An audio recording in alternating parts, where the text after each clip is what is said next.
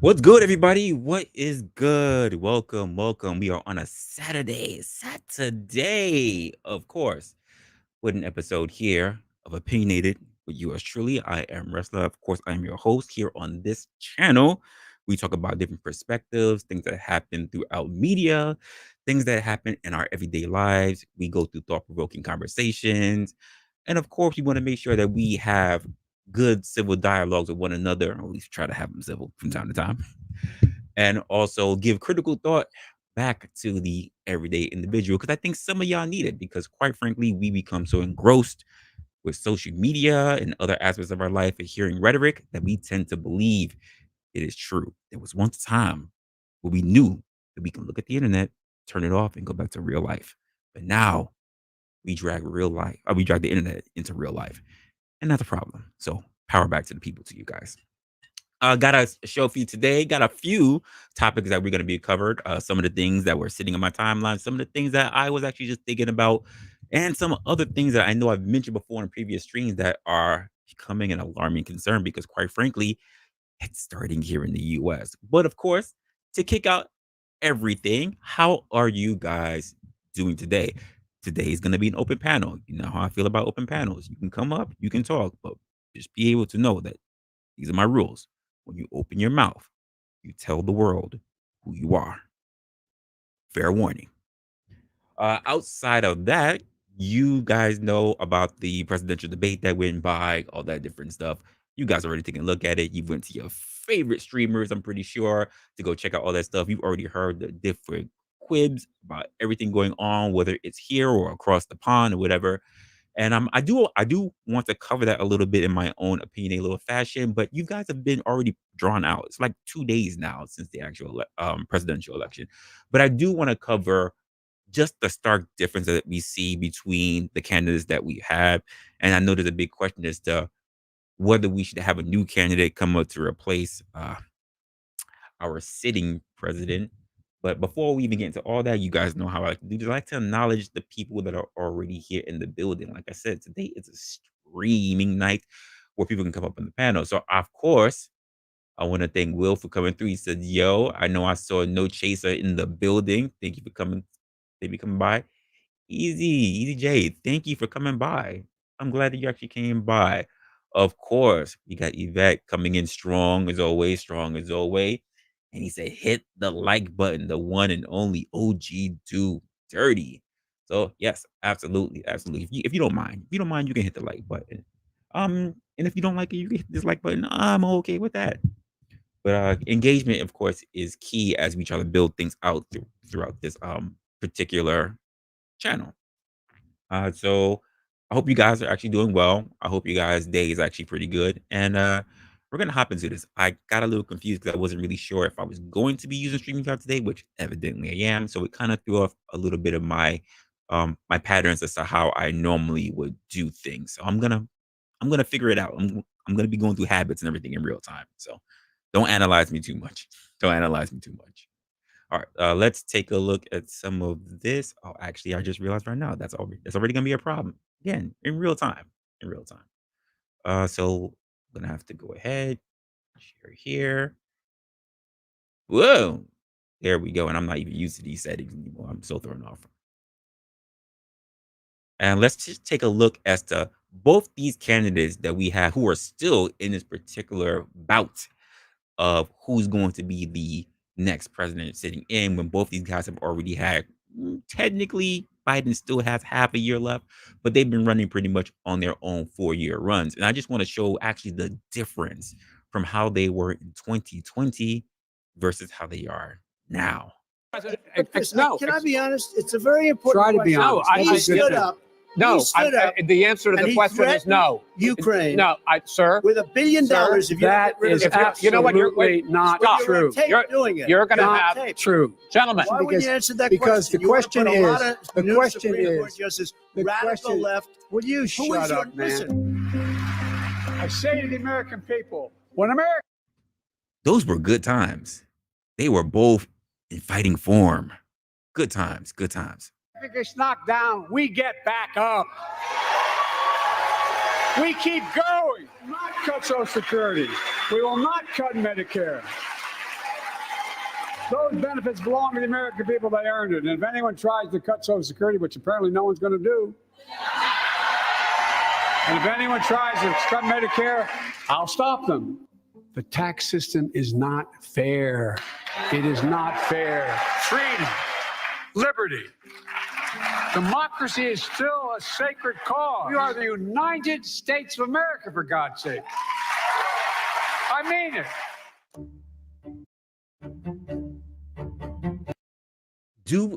Let's just look at just Biden there for a moment. Now, keep in mind, we're talking about a 3.5 year difference. Even if you want to say 2019, fine, we'll even put it up to 2019. Just look at the difference of how sharp he still was. There was no confusion on his face whatsoever. He knew what he wanted. He knew exactly what he was going to say. He knew exactly how he was going to rally his base. Just just think about how in that short amount of time, because time goes by quick. And I want you to think about the kind of guy that we have today.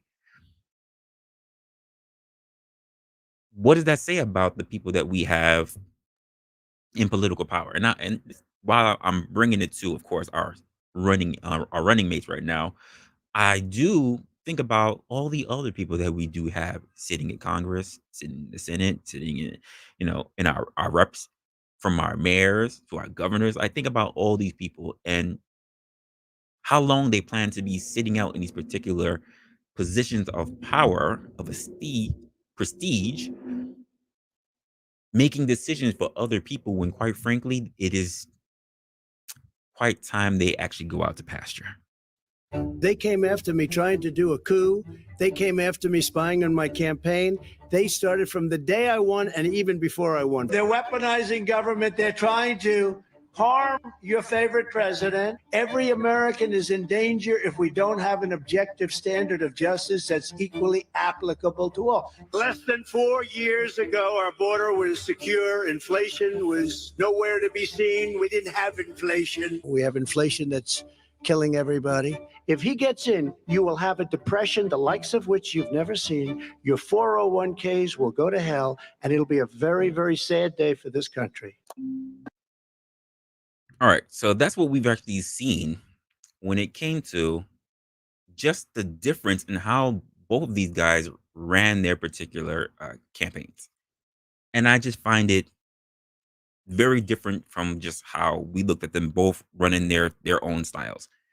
Now, it was a question that I had when I was speaking with someone, and because Joe had his time within presidency, but someone had said that Joe would have ran a better country if he was as sharp as he was when he would have made it earlier. I guess right after Obama, he would have just came in, he would have did whatever he did. He would have been much stronger than the years that we have now. And I said, you probably have a good point. Probably because we don't really know. But that also means that he would have still tried to run for another for after that, which means he would have pretty much been running for the years that he actually did get into office as his last 4 years. We still would have seen a lot of this huge transformation between his first 4 years and his last 4 years. How exactly do you think that was going to pan out? And I also asked another question, and I'll ask this question to you guys as well. I want you to imagine how our country would be right now if there was, quote me, if there was never a Trump presidency. Do you believe that our nation would have fared out to be any better or worse than we are right now? That's a question for you guys.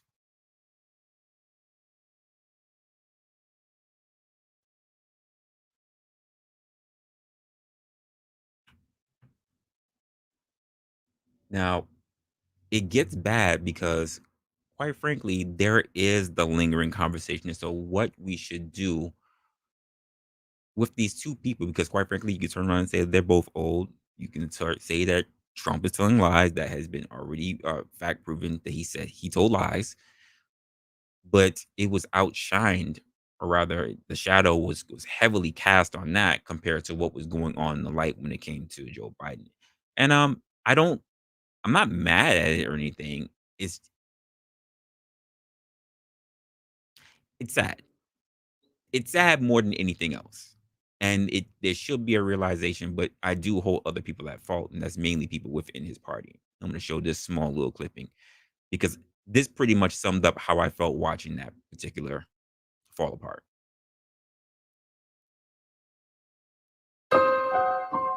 Both however, making sure that we're able to make every single solitary person eligible for what I've been able to do with with the COVID.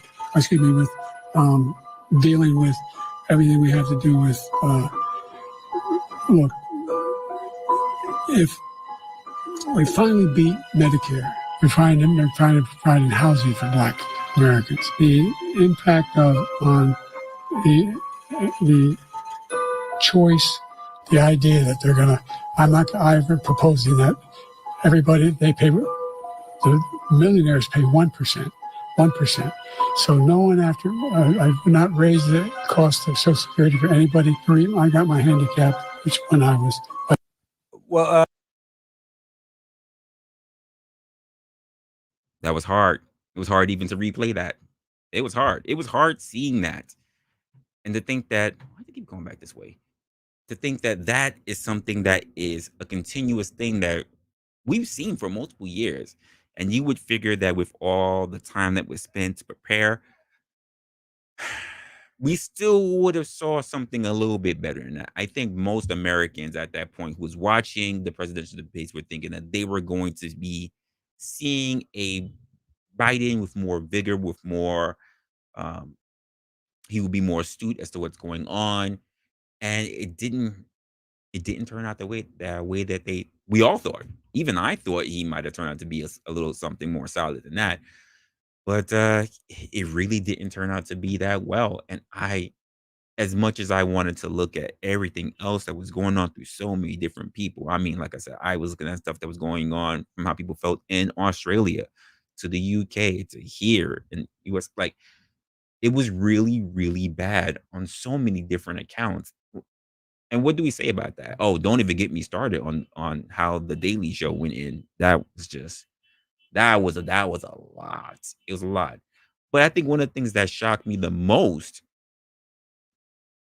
what what shocked me the most was how other people responded to it. There were definitely some people that I just said, y'all need to stop. Y'all need to stop. There's no way as a collective, everybody across the aisle, whether you are Democrat, Republican, maybe you're a third party, you're the Green Party or whatever. No one did not look at that in real time and thought to themselves, that man is strong.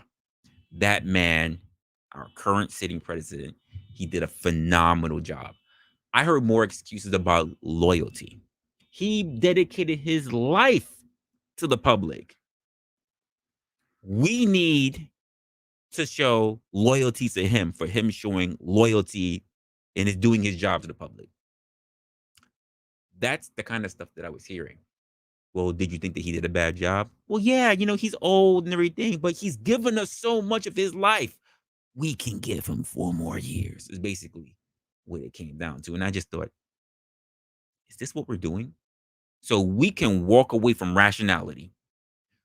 And it made me also think, what is the level of things that you are willing to do, even to your own loved ones who may be going through a bout of, let's just say, dementia or Alzheimer's? Like, what would you do to your own family members just to show face, just to prove that nothing is wrong, just to keep your job, even just to, how far would you go? Because it reminds me of uh, it was like a short form video. It was like a reel, or it might have been on TikTok or whatever, where the woman basically drags her dead husband into the bank to try to get him to sign money to her, and it's just like, Jesus. I don't even know if it was the wife, to be honest with you, because that should have already been awarded to her. But still, that you say, "Oh, watching it the first time was like, yeah, yeah." It's it was bad. And I watched it 3 times. I watched it 3 times, and each time didn't get better for me because each time I watched it from someone else's perspective. I literally went out my way to see from people across the pond, from people who were here, and it just didn't come off well. It's hard to hear it in American accents and then foreigner accents and still get the same results. Mayo, what's good, man? Thanks for showing up. It was very hard. But here's another part that was actually disheartening for me to hear this from one of the people that should be a strong backing, but just couldn't push it. I could not see the faith in it. And that is Cam Cam. Cam Cam didn't look good. She didn't look good defending this man. Some within your own party are wondering if President Biden should even step aside. What do you say to that? Listen, first of all, what we saw tonight is the president making a very clear contrast with Donald Trump on all of the issues that matter to the American people. Yes, there was a slow start, but it was a strong finish. And what became very clear through the course of the night is that Joe Biden is fighting on behalf of the American people, on substance, on policy, on performance. Joe Biden is extraordinarily strong. And I'm sorry, that on cannot substance be and debated. policy and performance tonight, I mean, the president's performance tonight clearly was disappointing for his supporters. CNN is reporting Democratic lawmakers watching the debate were worried about the president's performance. One said it was a disaster. Another called it a train wreck. Those are Democrats especially worried that Biden did not punch back on Trump's lies. I remember seeing someone in the comment section. I'm not sure if it was from this one, but I remember seeing somebody in the comment section when he said punch back, and the comment said he's unable to throw a punch. And I was just like, oh, savages, absolute savages. Oh my goodness. Listen, people can debate on style points, but ultimately this election and who is the president of the United States has to be about substance. And the contrast is clear. Look at what happened during the course of the debate. Donald Trump lied over and over and over again, as he is wont to do. He would not disavow what happened on January 6th.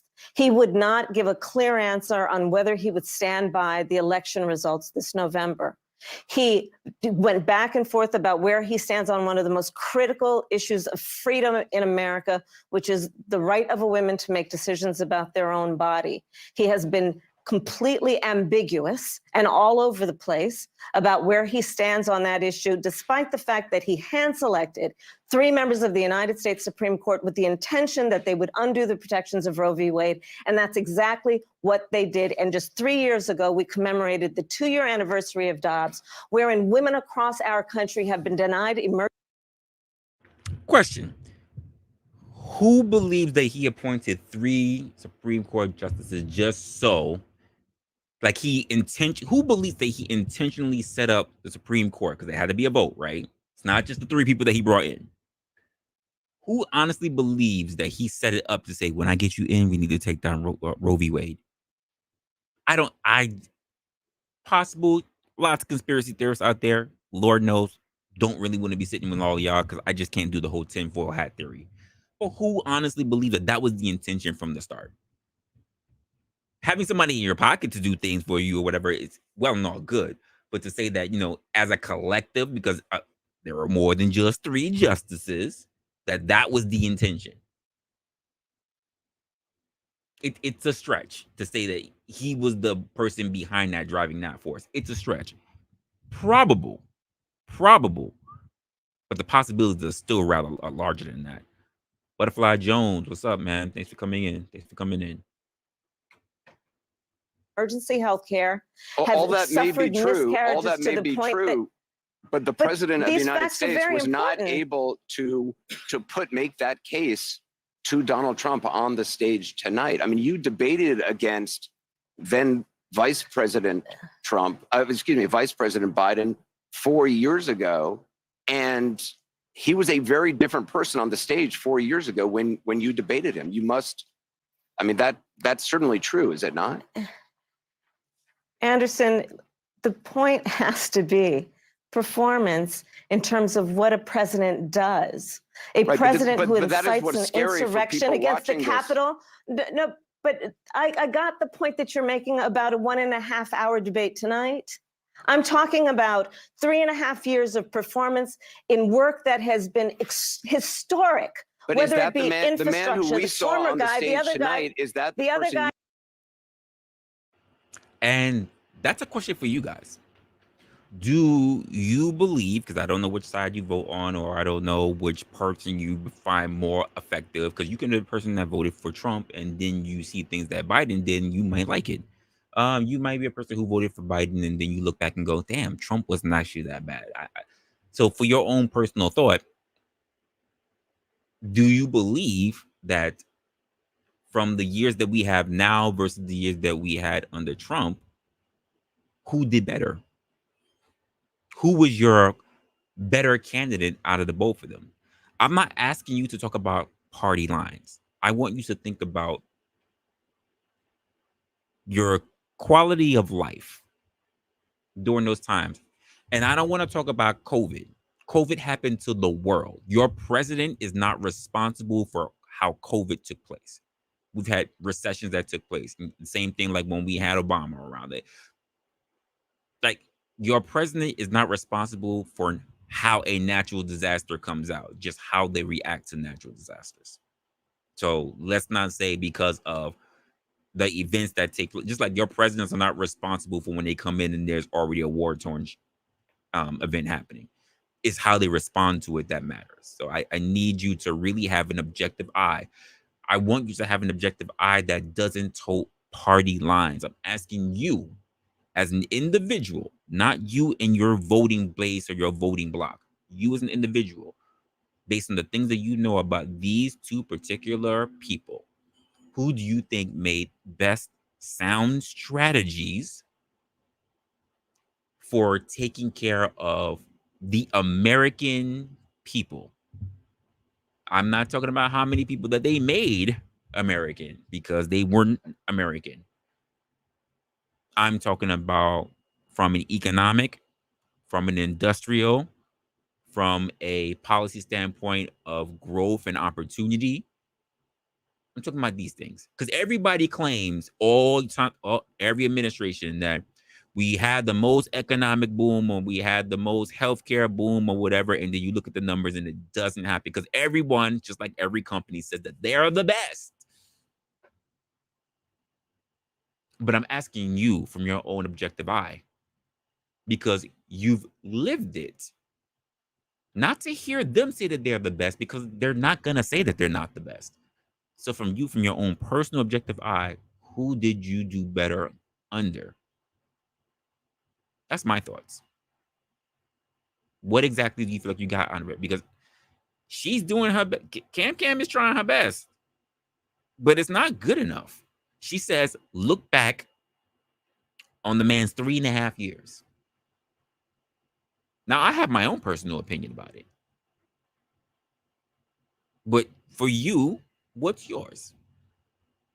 I just finished talking about the Biden that we saw, who was good and strong when he was going up against Trump. Do you think that that would have been a better Biden? Will we have a better will we had a better chance under that Biden than the years that we've had with Trump? That's the question I'm kind of giving to you, because people just say it's not fair that, we get the worn out Biden. But if you know Biden and you know his history and the things he ran on and what he did prior as a senator and then freaking as as vice president, do you believe that you would have gotten a better not a better president, but do you believe that your circumstances with your life would have been better? Because even to state that, saying that it wasn't great or wasn't good under Trump. And again, I want you to think about your personal life based on what was going on at the time, not from bad mistakes that you made and you want to blame it on the system. I'm talking about if you were doing well enough, you saw policies, you were able to take care of a particular advantages that were out, whatever. That's my question. Because it's easy to shove blame on other people for our issues. But I'm saying if you take away your personal stuff and you just think about the nation as a whole and how you were able to navigate the system, do you believe that you would have had a better time under pre-Biden versus the Biden that we have now? That's my first thought. Because I will say there's a stark difference between the both. It's not even up for debate that those are two different men. Two different men on podiums. Absolutely. Because some people, it doesn't matter what president you get, they're going to do well. But again, that's a personal thing.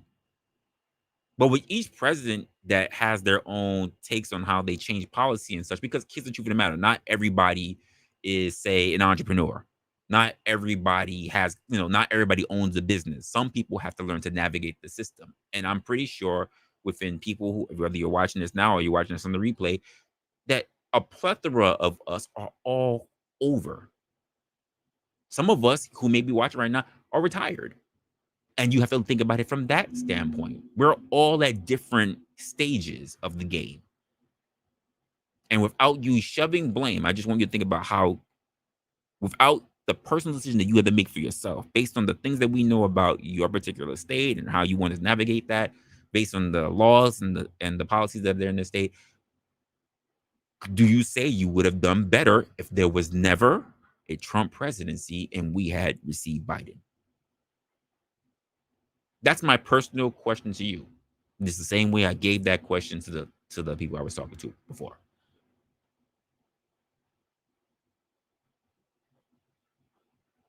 Some people may have never liked Biden, but there are some people that may have always liked Biden. I'm just asking you personally, and that's why I say do not tout party lines. Not because you're a Democrat, not because you're a Republican, not because you hate reds or you hate blues. I'm talking to you individually. That's the whole point. Get away from the indoctrination. Get away from having to be in the tribalism. I'm talking to you personally. I want you to think for yourself about that. Because she's going to have to sit there and rock with it. She sided with him. And I think more than anything else, she's probably upset at the fact that everybody's sitting there now talking about who's going to be the one to replace this man. But no one has really said, and I've watched a lot of different commentators since Thursday. No one has said, well, what are we going to recommend her? That's not what I heard. It was who? They brought up so many different names, but somebody's name I did not hear was Cam. And that's got to be bothering her just a little bit. On the debate stage, the person that you saw on the debate stage that has, for the last 3.5 years, up until today, performed in a way that has been about, whether it be in the Oval Office, negotiating bipartisan deals so that we have an infrastructure, a real infrastructure plan where we're putting trillions of dollars on the streets of America to upgrade our infrastructure. Whether it be the person I see in the Oval Office who is meeting with heads of the military and the intelligence community and in the Situation Room, ensuring the safety of America. The person I see in Joe Biden on the world stage, convening world leaders who often ask for his advice, most recently just during the G7 conference. So I'm not going to spend all night with you talking about the last 90 minutes when I've been watching the last 3.5 years of performance. But this was a debate that your campaign wanted. You pushed for this debate at this moment. Obviously, I mean, you can't honestly say, I mean, can you say that you are not concerned at all having watched the president's performance tonight? It was a slow start. That's obvious to everyone. I'm not going to debate that point. I'm talking about the choice in November. I'm talking about one of the most important elections in our collective lifetime. And do we want to look at what November will bring and go on a course for America that is about a destruction of democracy, electing a man who has said he'll be a dictator on day one? Or do we want to continue on a course that's about strengthening America's economy, building and creating 15 million American jobs, over 800,000 manufacturing jobs? I got that this is the afterplay for the debate, this conversation that I'm in, and I understand why everyone wants to talk about it, but I think it's also important to recognize that the choice in November between these two people that were on the debate stage involves extraordinary stakes. And there's one person on that stage who has the endorsement of their vice president, and that's Joe Biden. Mike Pence is nowhere to be found in supporting Donald Trump, and that's why he has to look for someone else to run with him, who, as we know, will embolden and rubber stamp whatever he wants, because they're going to have to make a choice to not be Mike Pence and to put Donald Trump over their country. Neither person on that stage tonight made the argument as coherently as you just did. You mentioned reproductive rights. I'd like to just play that exchange that we saw tonight.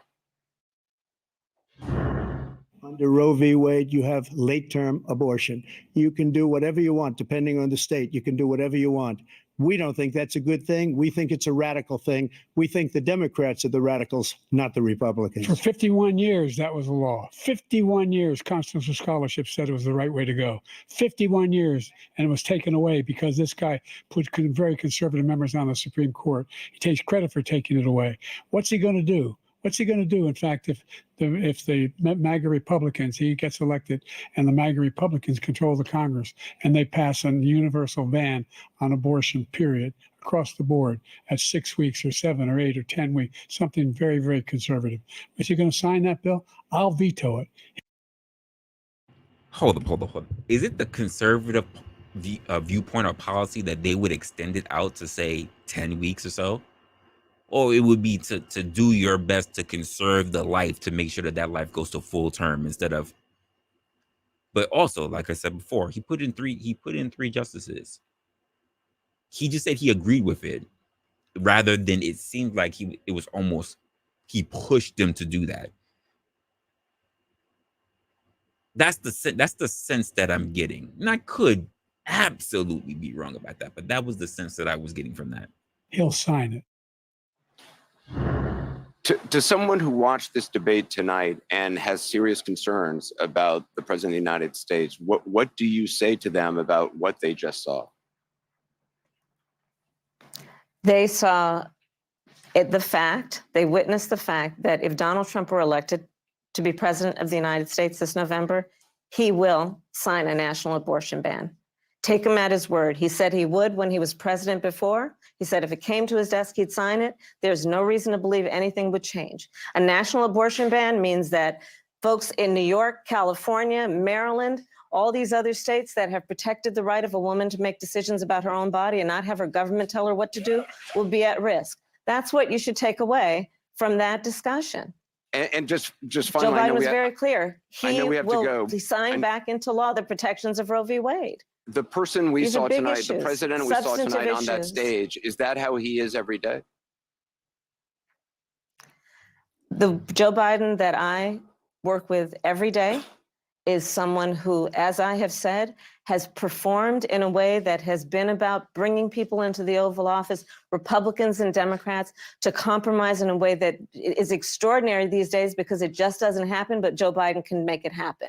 The Joe Biden I see is someone who goes to our allies around the world and strengthens NATO to the point that there are 2 new members of NATO who just about 4 years ago, people said, is NATO even have a reason for existing? I think a lot of people, well before that time, where people were asking, does NATO even really have a reason to be existing? That has been something I've heard being stated for a long time. But so now you see Kamala is basically struggling, because she's like, don't look at the fact that he's been tripping and stumbling now. Take a look at the 3.5 years that he's already had.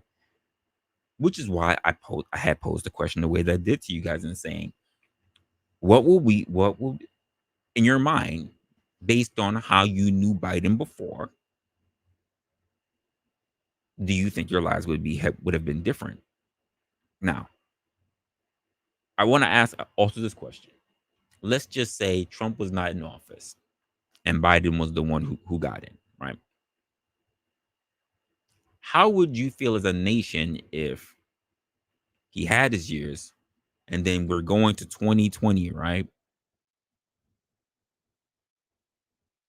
And then we would have seen a completely different Biden. We would have seen the Biden that we've had for the last 3.5 years, pretty much coming in. Now we've already experienced the quote sharp Biden, and now for the next 3.5 until we would have this debate, which we don't even know. It might have been Trump coming in again, but trying to compete for the first time.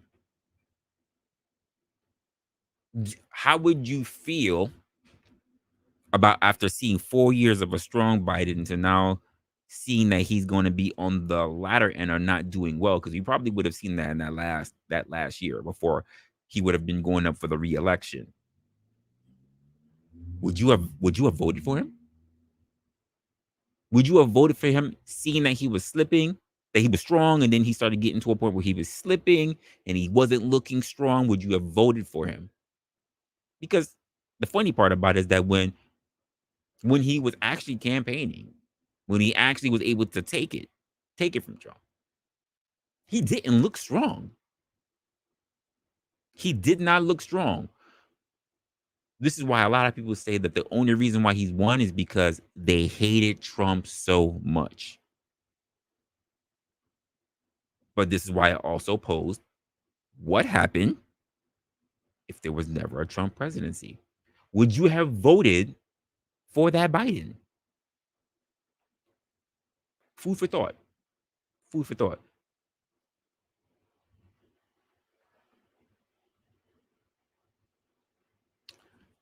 When I say strong, I mean exactly what I had before then when he was sitting there, cognizant, not stumbling and stammering, not falling over himself, not looking lost in thought. He had a stronger mind than he did now. There's no question about that. Not even a little bit. We never had to worry about the term diaper gate before.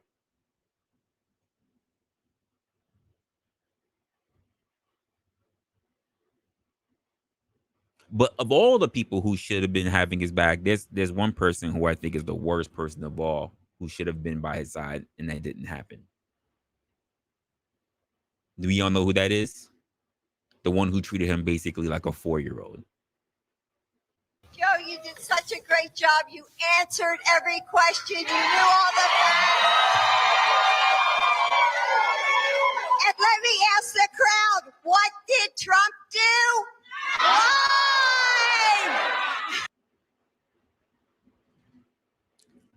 Of all the people who should have had your back,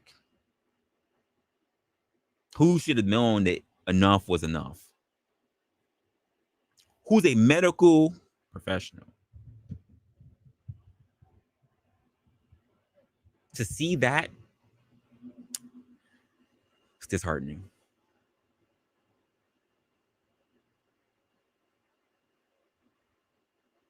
That was hard to watch. Good job, Timmy. You were able to count all the way to Z. You did it. You got all the letters. Good job. You're going to get a sticker.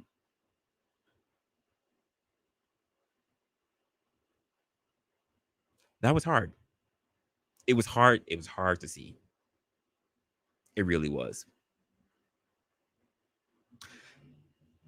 And that's why I decided to ask you the questions that I did, because quite frankly, if you came to any sort of question that would basically say that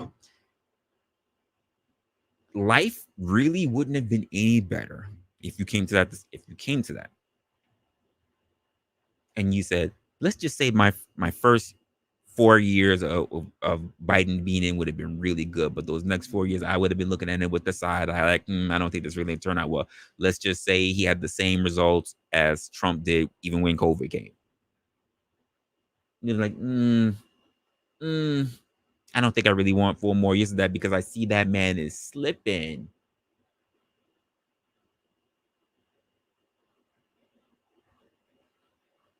Is that what you want coming up? Because now I'm going to ask you this question. We didn't get that Joe Biden. If you're a Joe Biden fan,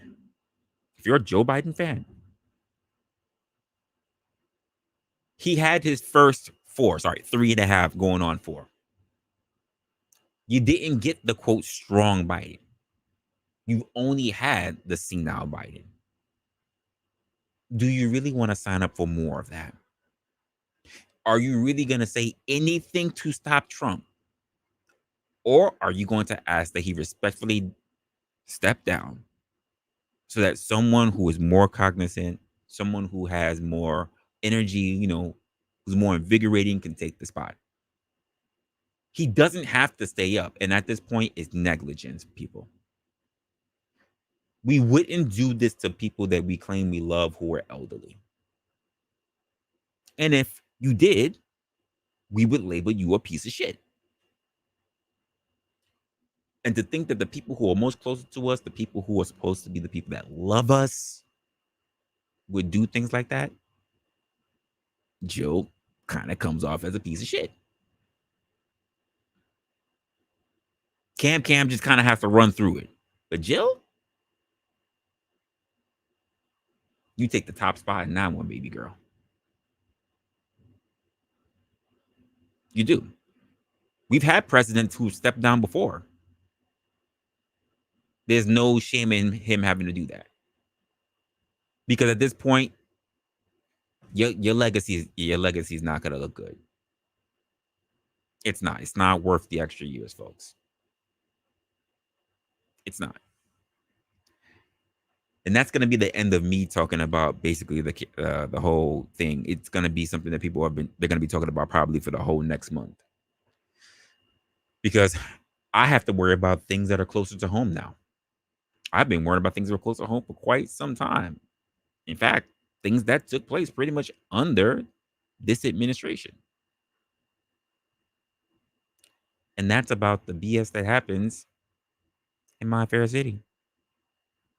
Police are trying to tackle the rapidly escalating violent crime among Venezuelan gang members in the city who have gotten into New York. Fox 8's Linda Schmidt talked to the NYPD, who says this crime wave is one of their greatest challenges. She joins us live from the newsroom now. Linda, what can you tell us tonight? Well, basically what you just said right there, this is one of the NYPD's biggest challenges right now. Now, the NYPD expects the migrant Venezuelan gang crimes to actually get worse in the city before it gets better. They're waving the guns around. Correct. Waving guns and flashing gang signs on this video.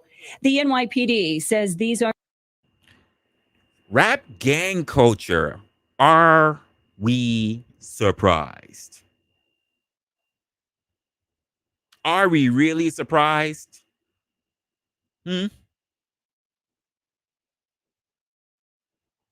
not surprised whatsoever. I guarantee you it probably looks a hell of a lot more stylish to be a freaking thug and a gang member out in New York than in Venezuela.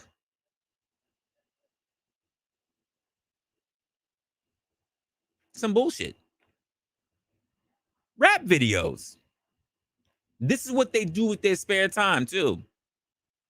Are suspected members of the ruthless Venezuelan gang Tren de Aragua, which has been Zoomer, you say run. With the way shit is going until we see changes, and I'm just going to say this, if we have 4 years of this extra, they come into a street near you. Streets near you, sir. Infiltrating the U.S. for the last 2 years. NYPD Assistant Chief of Detectives Jason Savino telling me it is believed this video was made while the gang members were in Ecuador, and its purpose is to recruit new members. Then, when you fast forward, you see the same individuals where? In Times Square. So that's our concern. The NYPD says Tren de Aragua has been made in the, quote, heart of the city. They're literally sitting on the They're in the heart of the city where all the tourists are right at, where the street performers are at. They're right there in the heart of the city. And nobody can think that Yo, let me just scan their faces real quick. Here's the sad part about it, folks. Here's the sad part. I know for a fact that not far from them, literally, I want to say 50 feet away, there were at least 4 to 6 officers and probably a canine strapped with hardware, with an arsenal of hardware standing near them.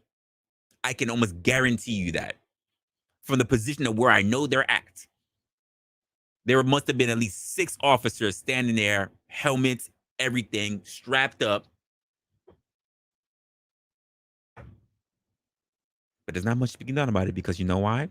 They don't let they do anything wrong. Making it over the border with the migrant influx and is getting established in New York. What we do see is they are trying to grow. The gang has gone from petty crimes like shoplifting and stealing cell phones and jewelry to all-out shootouts in the streets. Alleged gang member Bernardo Raul Mata recently confessing to police that gang members are being instructed to shoot police officers. Mata is charged with shooting 2 officers after they stopped him for riding a moped the wrong way on a one-way street in Queens. In court, an assistant district attorney revealing what Mata told investigators about the gang. Tren de Aragua members are smuggling firearms into city shelters inside food delivery packages. That way they don't have to go through the metal detector. Guns being smuggled into migrant shelters in food delivery packages that are not being screened. The gang violence is escalating, and now drugs are coming into the picture. We're just starting to see a drug called Tusi, which is a pink cocaine type substance. It seems like this is a... Guys, folks, I've seen that packet. Much smaller, but I've seen that. I've seen it. Damn. You know what it was? Damn. A huge challenge. It's as big of a challenge as we faced. The NYPD has faced difficult challenges in the past and is determined to win this fight to keep New Yorkers safe. We're having success. We're taking down networks of individuals. We're up to the task and we'll accomplish it. Now, today, I also reached out to City Hall about security and metal detectors at the city-run migrant shelters, and I asked them why food containers are not being screened for possible weapons or drugs. Now, I was told those items... I don't know. I don't know what Diddy uses, because here's the thing. Diddy can get his hands on authentic, high-grade shit. He can pay off, pharmaceuticals for pharmaceuticals. But that when I saw it, it was still referred to, actually, as far as I know, it's still referred to as candy. Yo, you got any candy? Still referred to as candy. That's what I looked at. If it wasn't for the fact the kind of bag it came in, I would have swore it was candy. Now that I'm seeing it on news, I'm like, God damn, I saw that. Are supposed to be screened I saw it by the every nearby, single time. And now the city is now retraining. I actually saw it by a club that's not that far for where I like to walk around. Security personnel at all city-run migrant shelters. Natasha, Teresa, back upstairs to you. All right, Linda, thank you.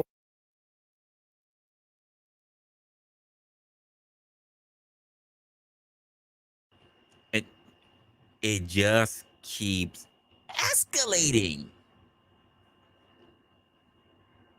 It will not stop. Now you gotta be thinking of Diddy now.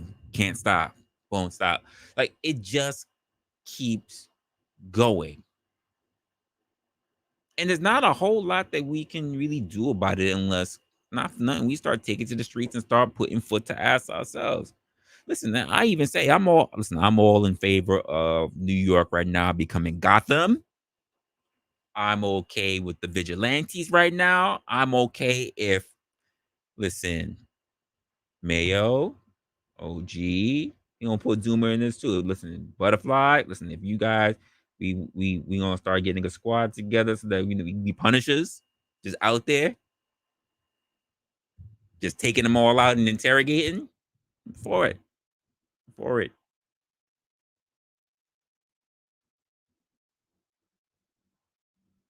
Booty hole brown Bronx. There's probably already enough of them up there that already do that. Just gonna be honest with you, Zoomer. So my other thing that's been going on, I'm not gonna throw too much in New York because that was one of the things that popped up on my timeline today, and I'm just like, oh, that's gotta be nasty. The pink candy, that just now that puts a whole other wiring in my head right now because that's something else. Now I gotta be more cognizant of.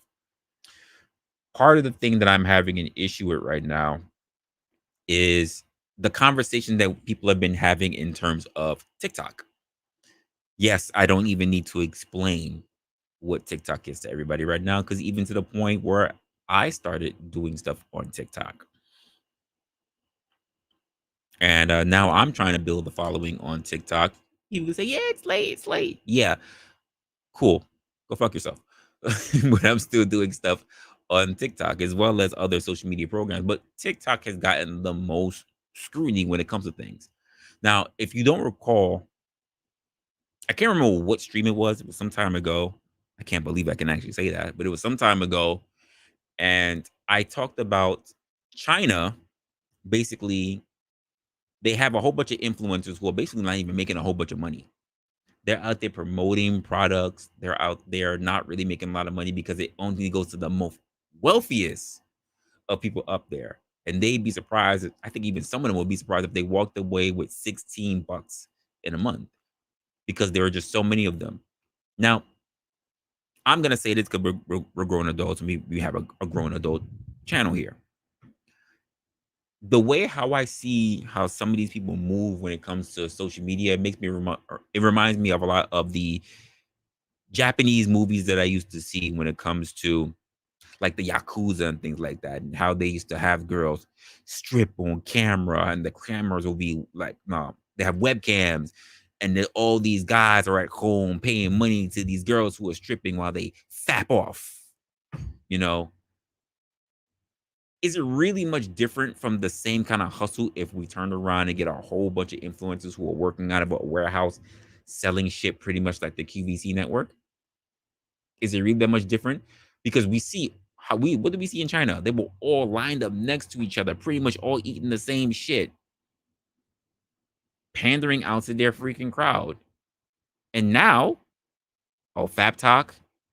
Damn, I bet that's already taken now that you said it. Now that I said it out loud, it's probably already taken. It's probably already in someone's algorithm. It's probably on. Yeah. Yeah, it's probably, yeah.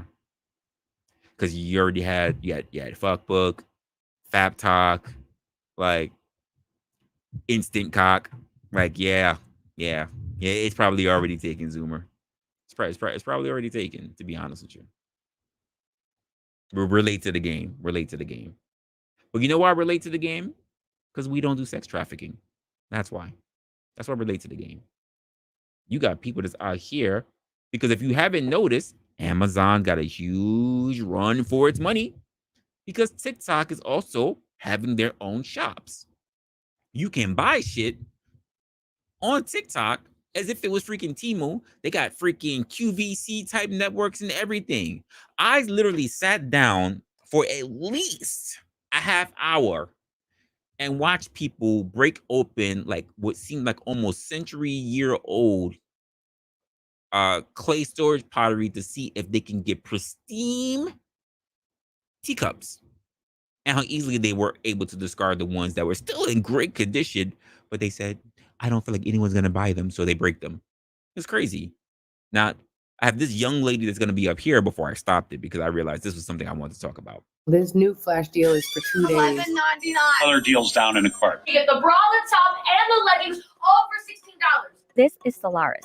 She's 21 and she sells products on TikTok Live for a living. Listen, if my body isn't representative of yours, there's someone in those reviews who is. I'm going for about 4 hours, 3 to 4 hours. I take an hour-long break, and then I get back on for the remainder of the day. Did you hear that? She gets on TikTok, peddling all kind of gear, all kind of stuff. To be honest with you, it's probably not even the most premium shit. It's probably stuff that we see on Temu. For all my Temu fans out there, probably ordering clothes by the buttload and then put them all together and then peddles off of Temu. I don't even know what the affiliate program for TikTok is like compared to that of how we already see for Amazon. But ever since I heard that TikTok had a selling network and I started looking through those lives, they are everywhere. Now, every time I start scrolling and I look on the TikTok, I guarantee you I'm going to get a freaking somebody selling. I'm waiting to when it gets so dirty to the point where I'll still people start selling masturbation toys. That's how much selling I've seen. There's so much wild stuff out there. From kitchen knives to weird creams. People are out there selling. Now you hear this girl, she says she works for about 4 hours, takes about a half-hour break, and then she starts screaming for the rest of the day. For the rest of the day, folks. Now tell me, if we get to a point where you just saw all the people in the beginning, just page after page after page after page after page, and I swear, if you have a TikTok app, you can see what I'm talking about. You can literally get on your app and take a look and start seeing it today. All the people that are selling all kind of stuff, from jewelry. I saw a person who was literally breaking open clams in real time, because it's live, to showcase that they're getting pearls. Totally throwing the muscles and everything away. They're just going into it for the pearls, to show you that they're cleaning off and collecting pearls in real time. And then talk about what they can sell. I talked about the whole tea pottery thing that was going on. I saw somebody selling knives. Somebody was selling a sword. I think, let's just be honest. At some point, if TikTok ever gets the endorsement, they need to just go wild, because quite frankly, now they're bringing in money.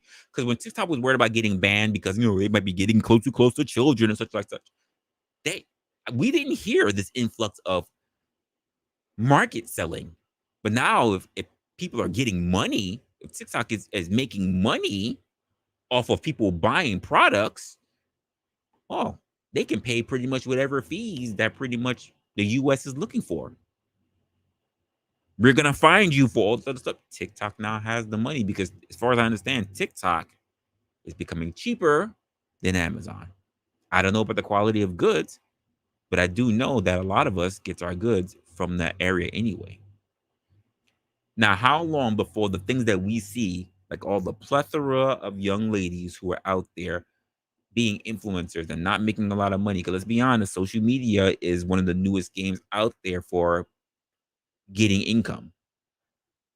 I mean, I really don't make no money at all. No, when I say no, really, I mean, I don't make money at all. I do this for fun right now. But how long before we're gonna start having, I guess you can say, sweatshops? You can have influencer traffickers. That's a good way to put it. Zoomer, write that down. Influencer traffickers. That's what we can be. Just pen that down. Pen that down real quick. We're gonna start our influencer trafficking run. That's what we'll do. Yeah, girl. Yeah, you got that body. You ever thought about being influencer? Yeah. Yeah, I can see you holding them shoes, girl. Yeah. You gonna wear some nice fly shit. Yo, come talk to my man Zuma. Yo, I think you look good in these spandex. Yo, Zuma, yo, buy that shit off of Timo. I think she gonna look good in them spandex. You can market that shit off. Girl. I got you. Yes. Influencing trafficking ring. Absolutely. OG, you want to get down on this? Listen. We know you good at distribution, sir. We can have them all over.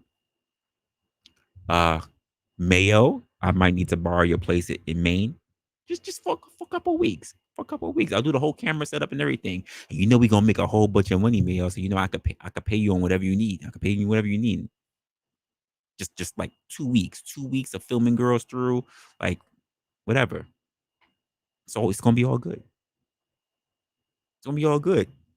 Like, absolutely, sir. I know you like that money. I know. Listen, we can do it on the back end. And you know what's so funny about it?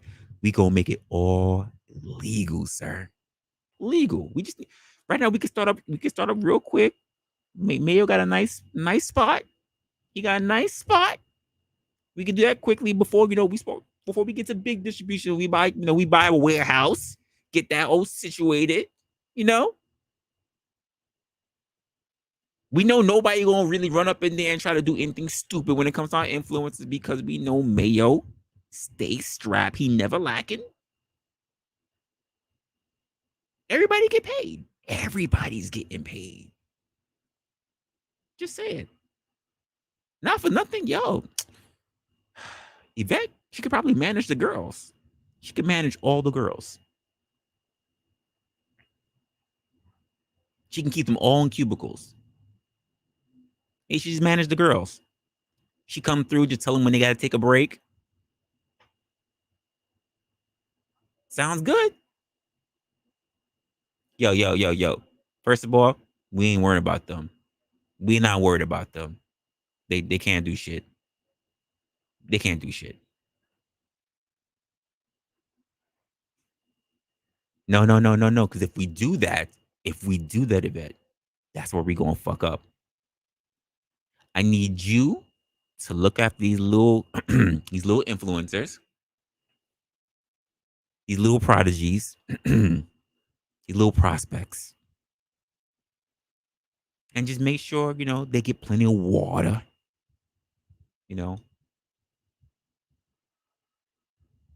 Maybe they got that nice hoodie. Maybe they take off a little slowly and show a little shoulder. But we don't sex traffic. We don't sex traffic. We sell the merchandise. She'll advertise how quickly she can get out of the uniform. What's good, Nightish?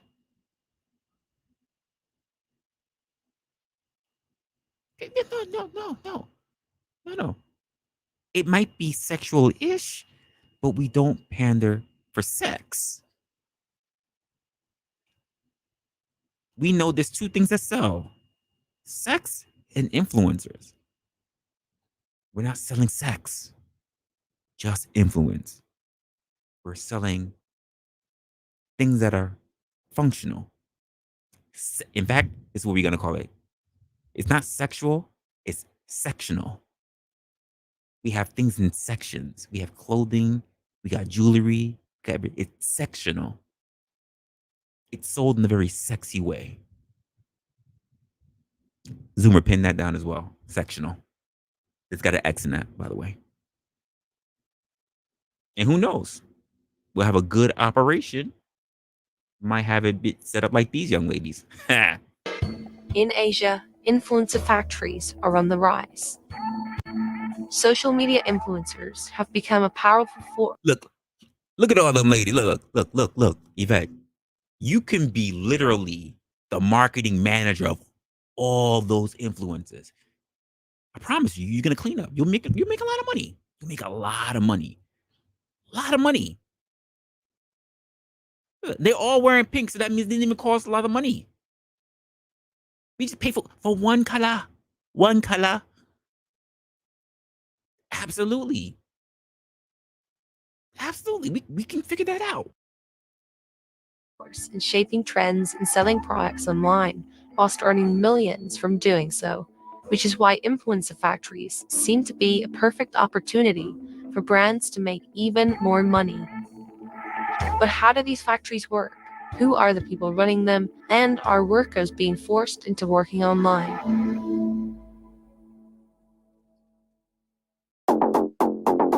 China is a manufacturing powerhouse, known for its ability to mass produce a wide range of cheap and affordable products, which are sold globally. Product marketing can often cost much more than employing people, which is why many Chinese brands have turned to influencer marketing and the use of TikTok Shop. So Yvette, you definitely manage the girls, but Nightish, he's a marketing genius. He is a marketing genius. We definitely need that on the program as well. Absolutely, Nightish. Great idea. To sell products. Many creators have spoken about Asia's social media factories before, but many of them are misinformed about how they actually work and believe brands are using influencers in a sweatshop to promote their products online. more attractive Chinese girls will continue to find themselves performing like modern slaves in depressing camps like these.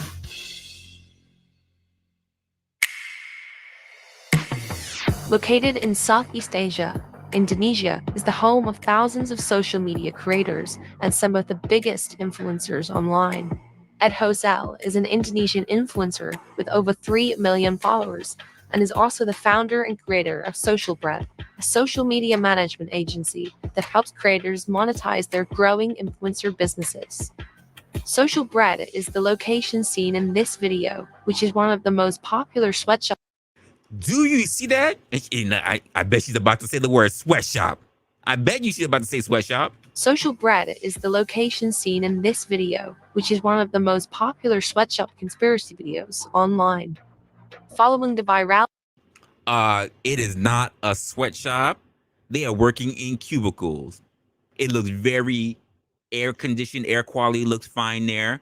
They're working with very good materials. They have their own privacy. Like, what are we talking about here? Those are great workers. reality of the video is left viewers believing brands are paying workers to become influencers to sell their products online. However, this is not the case. The studio facilities like Social Bread operate with the creators using the space to Zoomer, we could do it by floor. If we get enough, like we get like a 5-floor building, we could do it by floor. All of the lower influencers, actually, they have to be at the top floor, not at the bottom. They have to be at the top floor. You got to make them work their way down to the premium level because they have to know that every time they come to work, because we're not even really gonna have like a really high area for them. Like, so they gotta walk through the floor where all the premium influencers are at, and then they gotta go upstairs, and it doesn't look as nice. They gotta know they gotta walk by all the people that are better than them. So it's not a race to the top, but a race to the bottom, because that means when you're done with work, you get out easier, you get out quicker. You don't have to stop on every floor to get out of work. You don't have to be one of the last teams to get out when the fire drill's there. Like, it's gonna be a race to the bottom. It's gonna be great. film a wide variety of content, including live streaming shopping channels. Ed Hosel released a YouTube video discussing the controversy surrounding his content studio on social media. Everyone is talking about shopping factories. We are not a factory. Even though we produce a lot of live streamers and also a lot of creators, we have educated many of them very well. And it take them that this is the best thing to do. You may be wondering why this feels familiar. This is not a blender. It's not a juicer. This is whole food nutrition extraction at a QVC2 big deal price. The live stream shopping channels that operate out of studios like Social Bread are the modern day version of tele-shopping channels such as QVC. For 6 pieces, only £24. £24 for 6 pieces. And also, my honey, our free return policy within 90 days after receiving. Honey, no matter what happened, you can always come back to my live stream and let me know. In the US alone, those girls are working. Shout out to those girls. They are doing their thing. That is, listen, you gonna tell me we can't clean up like that? We can't clean up? Come on now, folks. Well, where's our imagination? Come on, we can get that done. shoppers spend close to $4 million every day on TikTok Shop. And when you think of how much that adds up to worldwide, it's understandable why these live shopping studios exist. Business owners looking to sell more products will hire out a professional content booth for a few hours and use it to sell their products through live feeds, generating them revenue.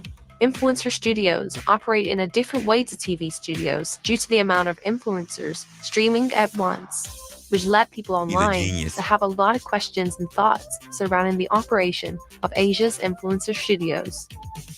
To learn more about the experience of the influencers that use the studios, we asked Juan what their job is really like. They replied, Going live makes me really happy. I enjoy speaking to people and get to make money at the same time. I enjoy filming at a studio. It makes things feel more like a business. Before this, I was struggling to sell items, but now I make good deals online and have made good friends around the world also. All influencers streaming within studios usually undergo media training, which explains videos like these showing my. Hey, let's get out for our people who are media trained. Let's go. Let's go.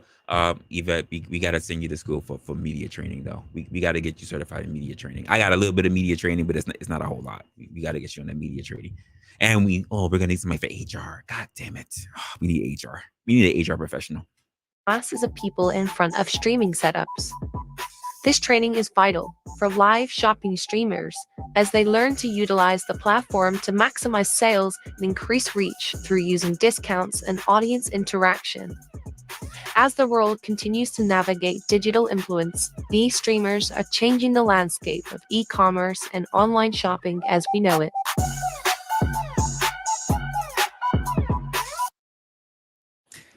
Folks, come on now. Tell me we can't clean up. Tell me we cannot clean up. Oh, yeah, absolutely. It will never hurt for me to go out and get some more training because based on what I know, based on what's out now, I could definitely learn some more stuff. Absolutely. But think about it, Zoomer, think about it. We make enough bread, we can buy the whole mall. It's already segmented out. We can buy the whole mall. There's so many dead malls. We never got to put a whole lot of work in. It's going to be prime real estate. And we're going to, just like I said, we have it all segmented out. It's going to be great. You know, we got to just be like, yo, you want to be an influencer? Absolutely. See, yeah, what's good? What's good, Tom? See, Tom's the only person I got to worry about though, because Tom's only going to bring in white women. So I gotta worry about that. It needs to be very diverse. It's got to be a diverse culture. That's why I say we got to lean towards, you know, I'm not saying it's got to be DEI, but you know, I can't have all my people be, you know, white blonde headed women. Like I need some diversity, like for sure. Like I can't. He is definitely not in charge of picking the girls. Not at all. That I cannot do. Can't do. And maybe if we need a little bit, you know, foreign on the you know, Latin perspective, maybe, you know, LA can pull some people from the DR. Maybe you can pull some people from the DR. You see, exactly, all blondes. No, sir. No, not at all. Not at all. We cannot have that.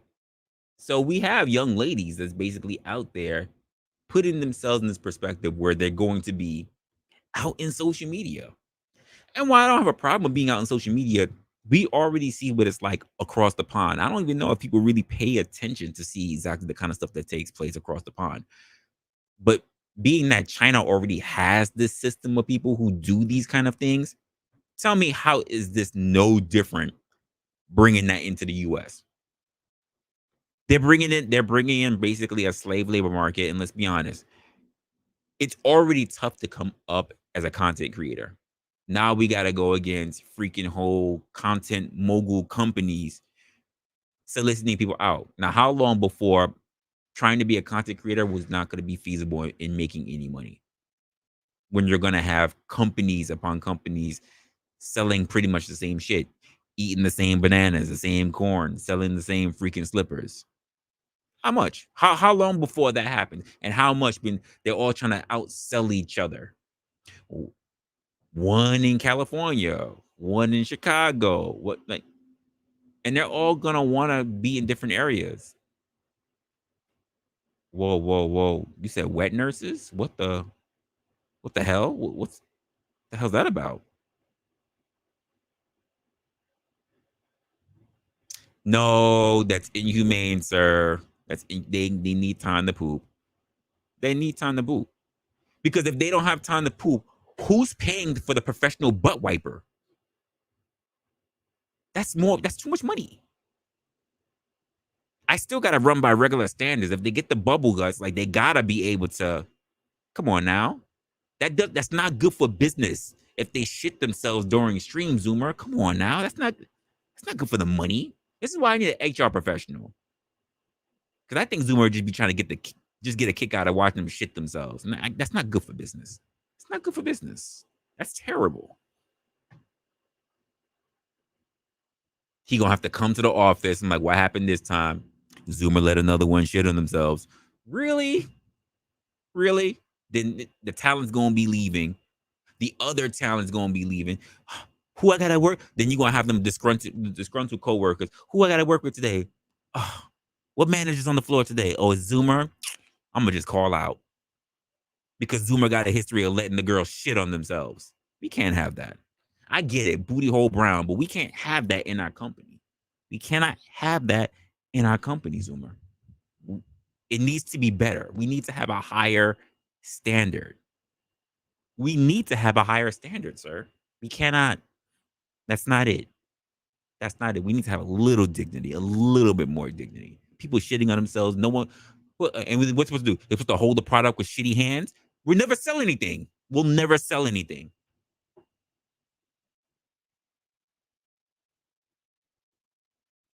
I'm just saying, we can't, we don't have that type of business. We don't have that type of business. Again, we don't sell sex. You're going to get people weird and turned on. I just like, what? I love watching this freaking network, because the girls shit on themselves and I get off on that. Like, no, we can't have that. That's not the kind of, because they won't even buy anything, Zoomer. They'll just be there waiting for the girls to shit on themselves. It's like people who watch CNN.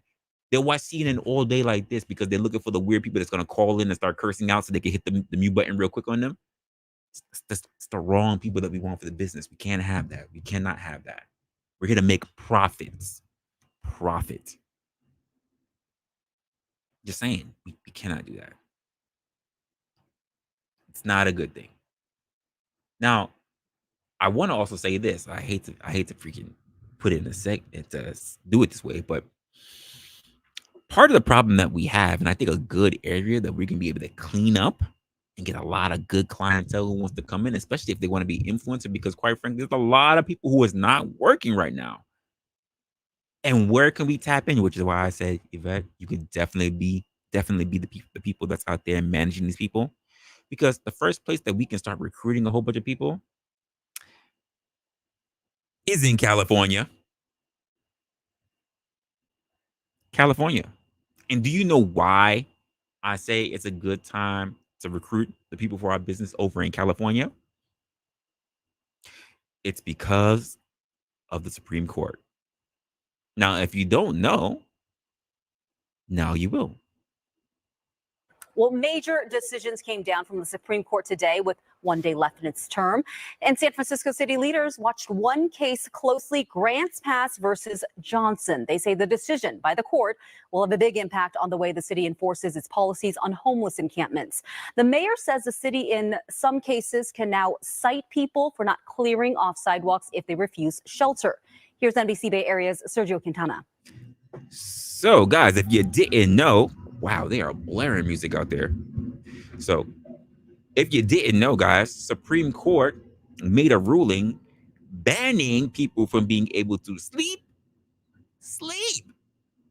in public. What does that mean? That means in public places, people are not able to sleep. And that means for people who are homeless, where can they be able to sleep out in the streets?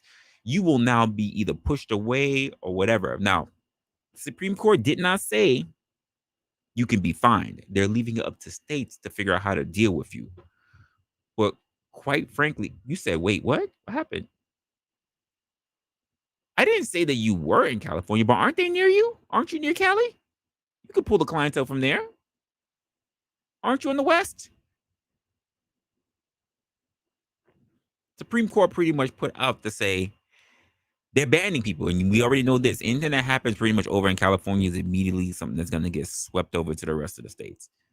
Now, part of my issue that I have with California with this decision that's been made by the Supreme Court is that all the homeless people now are going to be pushed over into multiple areas. But where is that exactly going to be?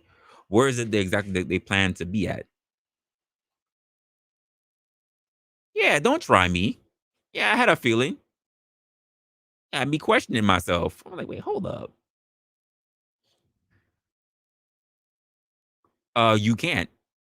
You can't, Zoomer, because if they go there, first of all, we already have homeless. We have homeless already. And I guarantee you, if they come here, they not gonna make it because we have something called cold. There are a hell of a lot more people over in California because the weather is way different. I've been out in California. I can say the weather was really freaking nice. I didn't feel like I was dying at all. It was nice. It was warm. Like I can say, like, wait, I'm never gonna need a winter jacket again. That's how I basically felt when I was for the short time that I was out in.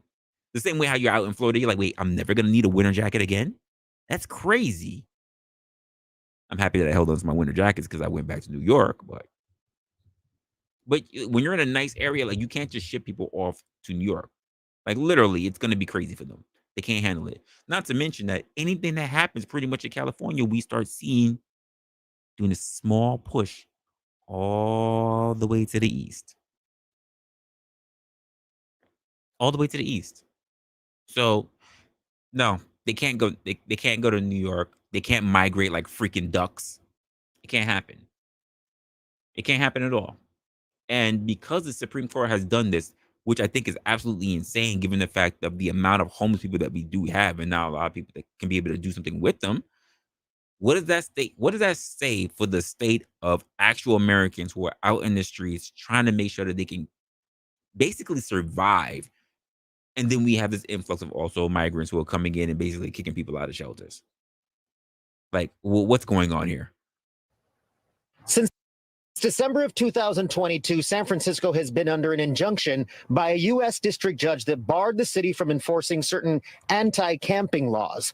But Mayor London Breed says today's Supreme Court decision changes that. We will continue to lead with services, but we also can't continue to allow people to do what they want on the streets of San Francisco, especially when we have a place for them to go. Mayor Heifer, I'm very happy that you said that. And I'm gonna allow you to say that shit.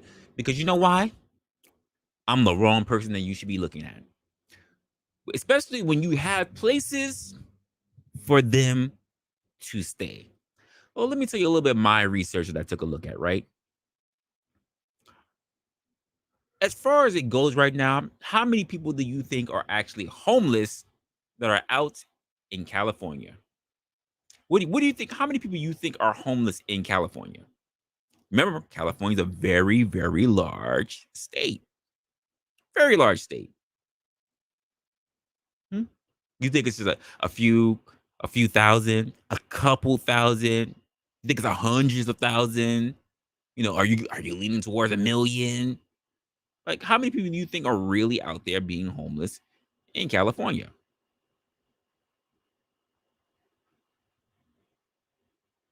I'm wondering. Because a lot of people they're not paying attention when it comes to actual size of people.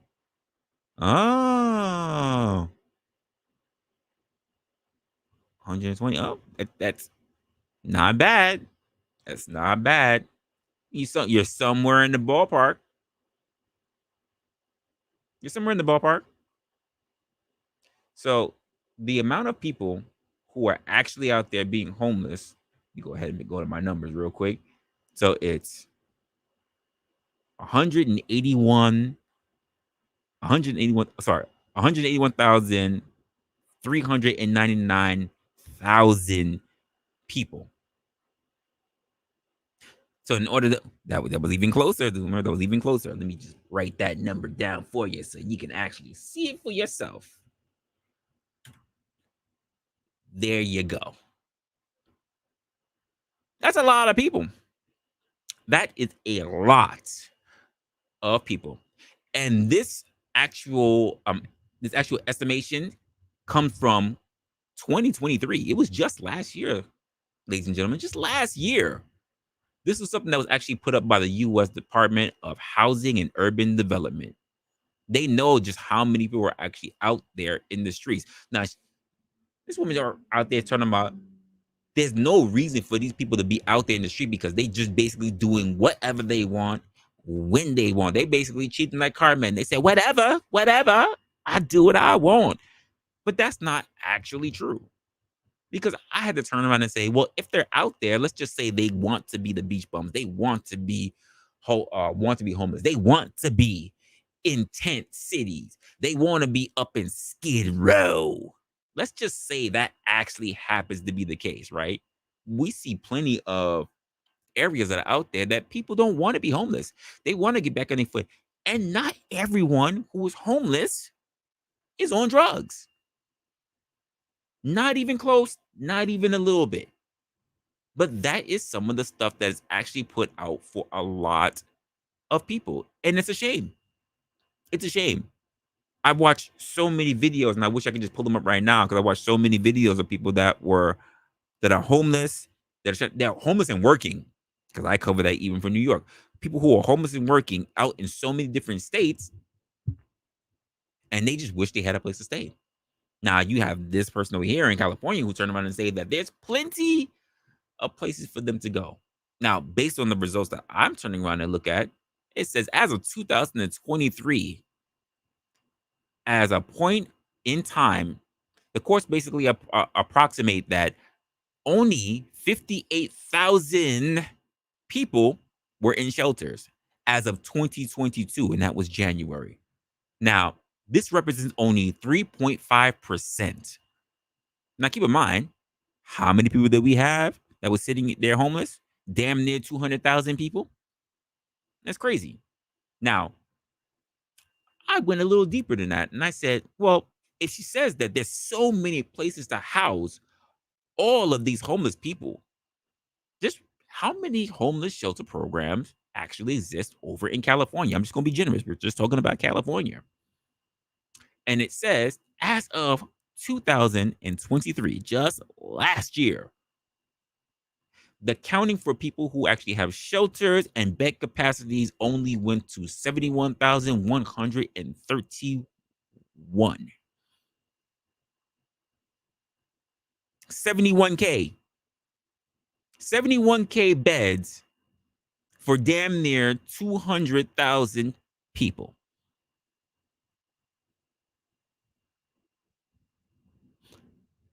Does that sound like you can cover all the beds?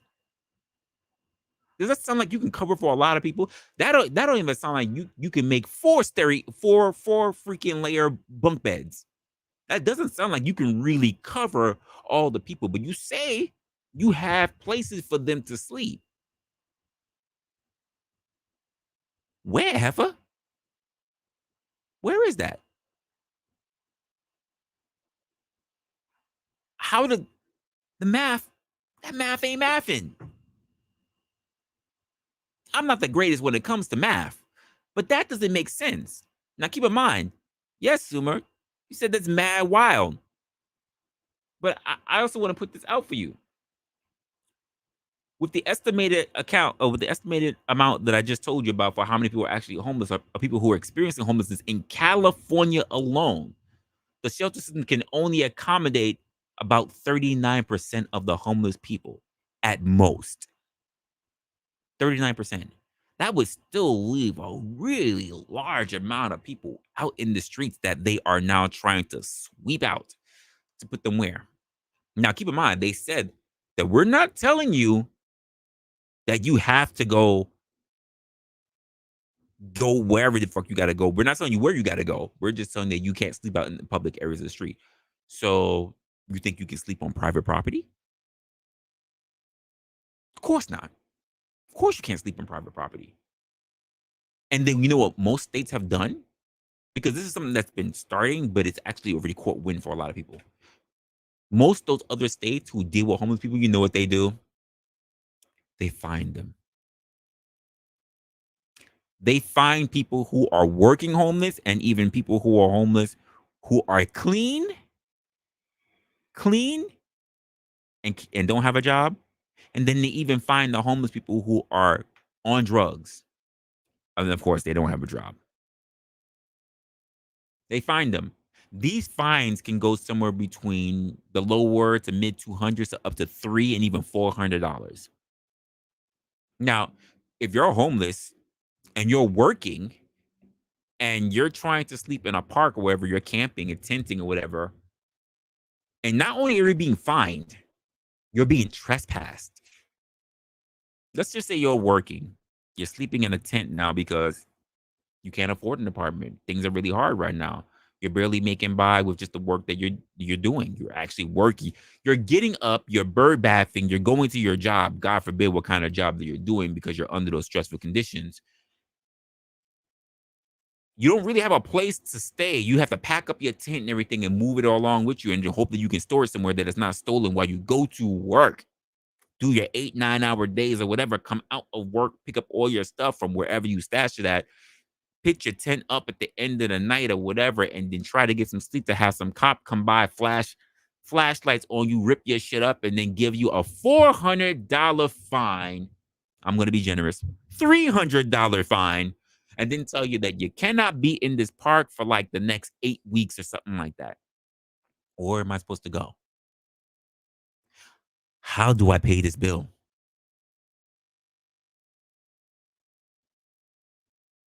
This is what the Supreme Court has decided is an adequate decision to make for people who are trying to survive, but also who are trying to get their lives together. Then you have people that are in power who turn around and say that there's no reason for homeless people because, quite frankly, we got the room. When obviously you don't. You do not. So where are these people supposed to go? And again, this is the trend that's already started in California, so we know it's about to blow to the east. Because there are other states that are already affected by it that are already doing it. I think Seattle already started doing it. Now that I think about it right now. So what do we do about that when we have to consider that California still is only a small part? It's not even accounting for the large amount of people who are homeless just across the U.S. in general.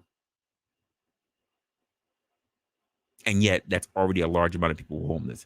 We're not talking about the elderly that are also homeless, by the way.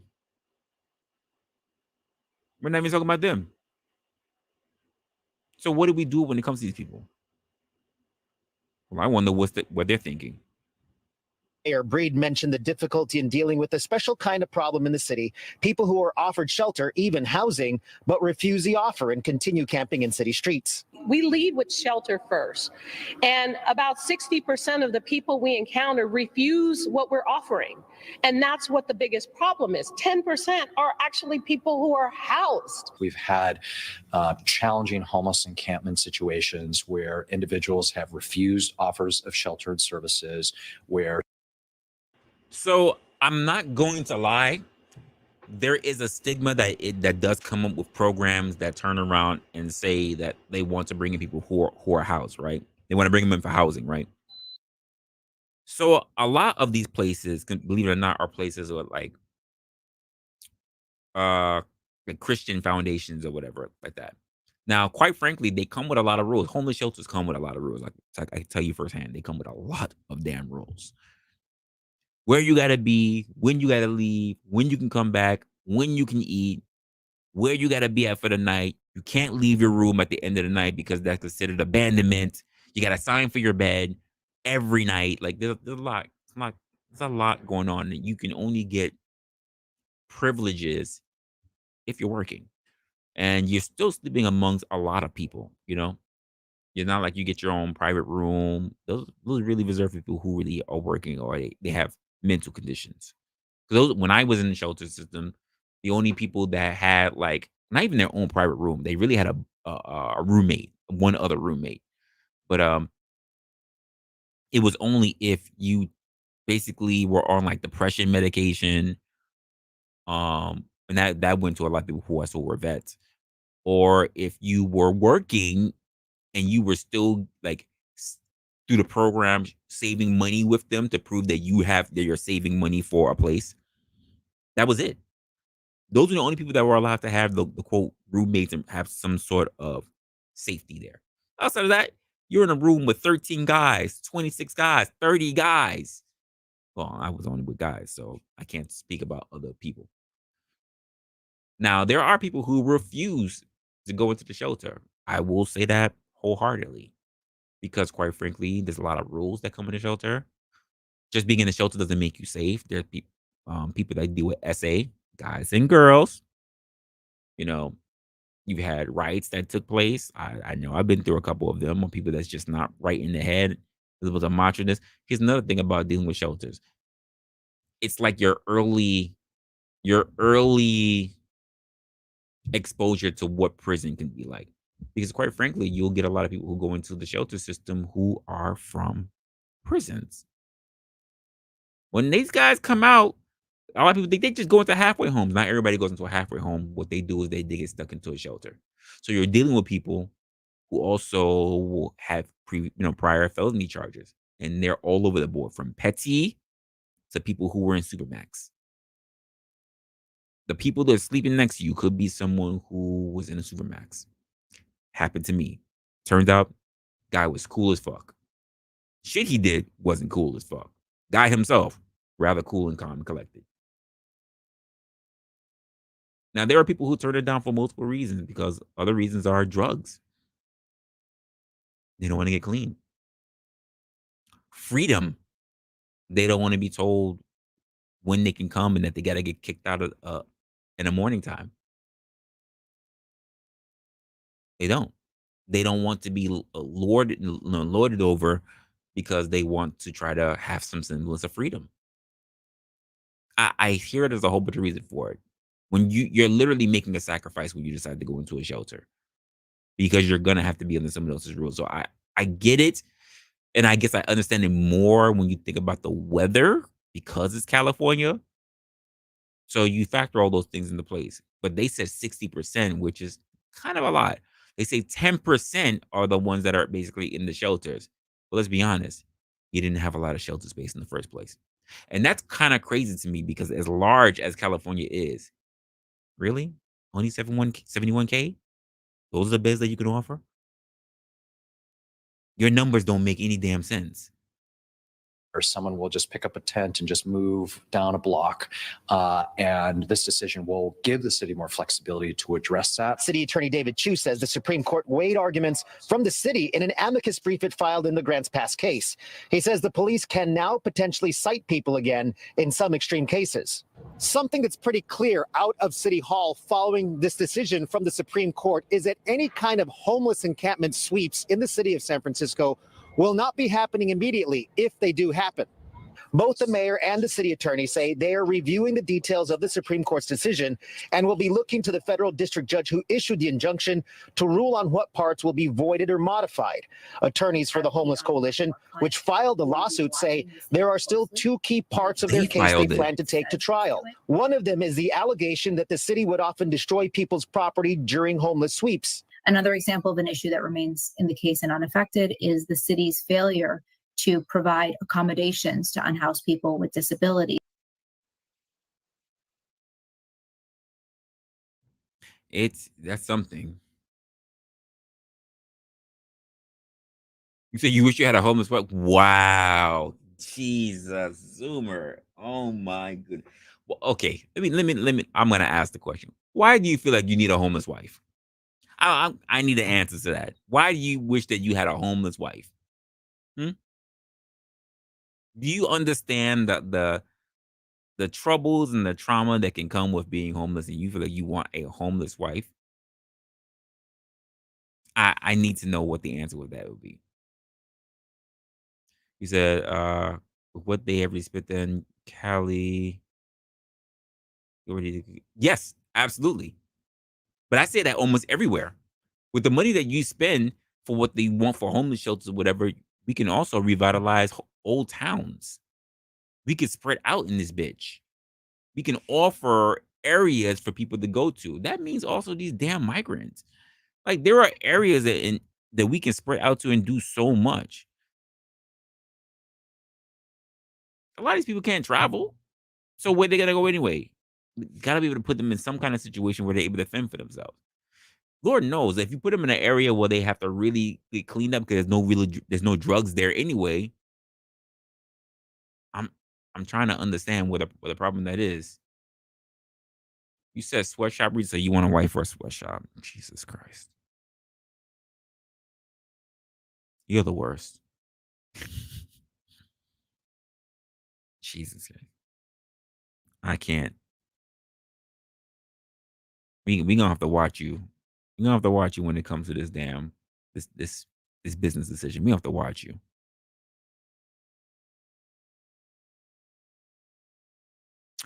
I'm not saying that the people who are homeless are migrants. I mean, like, if we have migrants that are coming into the States, and we're talking about dropping them in like all these big populated sanctuary cities. That's the problem that we have right now, is that a lot of people are not even spreading out in the U.S.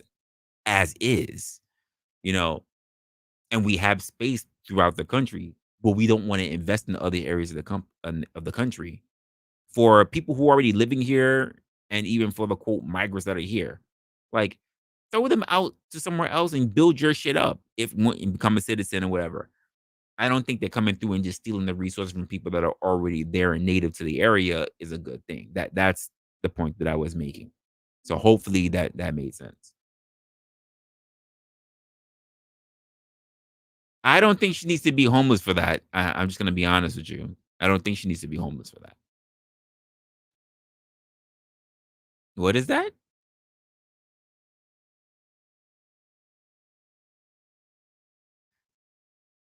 It's not a one-person decision. There are plenty of people here that don't want sanctuary cities, but if you're outbidded, you're outbidded. That's why it's called a vote. Majority rules. I can't sway the majority. That's why it's called majority rules, Mayo. I think you very well understand that. There are plenty of people, even the mayor herself, that says we don't want to be a sanctuary city. Like it's not as simple as just saying it. Part of my problem is that we have too many people that don't even belong here, that claim themselves to be New Yorkers, who sit here and go through shit because why? They just want to live a high lifestyle and they actually believe that this is the way how America is. They don't. City council. Have you seen the city council? Have you seen them? They're like basically glorified fucking activists. They're glorified activists. They don't do shit. They wait for someone to put money in their pocket and tell them what to do. They don't do shit. That's the goddamn truth. I'm not even going to begin to sugarcoat that. Just like I'm pretty sure that there are plenty of people that don't want a lot of the policies that take place in California, but it's an overwhelming majority that outnumber them. That's it. It's weird how we have a system in this country, how in some sectors the minorities are the one that get a lot of the power, but in other areas it's the majorities that get a lot of the power for shit that it's weird how things move in this country. It really is. I don't think there's a really an area where people can say, I can figure out how to navigate all this. Because it just doesn't make sense. People themselves don't make sense because a lot of people don't move on rationale. They move on feelings. And you know this, Mayo. Simply just saying it out of your mouth doesn't seem to help. Because people move on feelings, they don't move on rationale. Because a lot of people think that if it doesn't bother me, it's not a problem. They never think about the next person, and they never think about who else is going to bother in the future, if it's going to even blow back on them in the future. A lot of people, period, no matter what city, no matter what state you're in, people themselves are short-sighted. And we're not even going to begin, not even a little bit, to discount that. Human beings are very short-sighted. That's just the truth. This morning, a Supreme Court ruling is sending shockwaves from D.C. to San Diego. It's about how cities handle people experiencing homelessness who sleep on the streets. The court says camping bans are legal. ABC 10 News reporter Natay Holmes has reaction from one organization here in San Diego that works with seniors who don't have a place to call their own. There are thousands Yes, sir. Oh no, go ahead and play, sir. I'll bring it up after this is done. Copy. Living in San Diego without a place to call home, and a growing number of them are seniors. We are at the Serving Senior Wellness Center here in downtown, and they offer resources to those in need. Now, we are actually inside of the dining hall where they offer meals to seniors. I had a chance to speak with the president and CEO of the organization, who says today's Supreme Court ruling can have a huge impact on the clients they serve. And here at Serving Seniors, we see about 15-20% of the seniors that we see coming to this center are actively experiencing homelessness. In fact, many of them actually sleep outside our building each night. The city decided to enforce the seniors that are sleeping here will be forced to go somewhere, but there are no shelter beds anywhere in San Diego. And that's wild. That is wild to me. Like, there are, again, where are all these places that you're going to put them at? But then you'll put up a ban to say that you're going to start sweeping people off the street. I mean, I'm not even saying, listen, for a long time, they had areas like Skid Row, but for some reason that was socially accepted as this is just going to be homeless town. But we're going to clean all that shit up. Never mind that the areas of California will totally clean up an entire street that's been totally destitute for so long. For the president of China, that was you, California. That was you. But won't put anything in place to get that same amount of urgency to make sure that there's enough shelter systems for the overwhelming amount of population that you have that are not doing well, that want to do well. It's too much for me. It's too much to think that the gross amount of negligence, but then you want to say that you can oversee people. You're not in a good position to be able to oversee people. Why are we giving you the privilege to oversee the many when you can barely do anything for the few? That's the way how it's always been in the world, but yet somehow we've lost track of that. We lost track of that. Anything you want to say about that, Mayo? I watched another YouTuber a couple days ago. I was going to tell you about him. His name's Sabbatical, and he travels to different parts of the country. And like he was wandering around West Virginia, from Virginia to Kentucky. Okay. And during the whole thing, he's like, man, I feel like I'm in a foreign country. But the problem is, he's from the foreign country. That's crazy. And he doesn't even realize recognize it. Yeah. The rest of the country is just like West Virginia. New York isn't. That's the funny part. But that's something. New York tends to think that it's the way it is there everywhere else. New Yorkers do. Like they're not going to run into anything different if they travel anywhere else. Well, that's part of my problem when it comes to. So here's the part that's a problem for me, because I could say back when I was growing up, the majority of people who I ran across in New York were actually people who were born and raised in New York. Yeah. I can't say that anymore. A lot of people who I run across now come from somewhere else. They're not native. Hell, a third of them are immigrants. First generation immigrants. Absolutely. Or they're literally not from the country itself. I've run into so many people who are from Europe, who are from the those other Nordic lands, like, and because you've been here for a certain amount of years, you're making decisions when you really don't even understand the very state that you're in. Oh yeah. It drives me insane. In New England, out in the country in New England, you get people from Boston moving up there. Yeah. Wanting to turn Maine into Massachusetts, which is the reason they left. They left Massachusetts. Right. It's crazy. But again, it's the same thing how people say in Texas. We don't want the people that come from California because why? We don't want them turning it into California. And I get that. I absolutely get it, which is why I also petition for people who are outside of cities.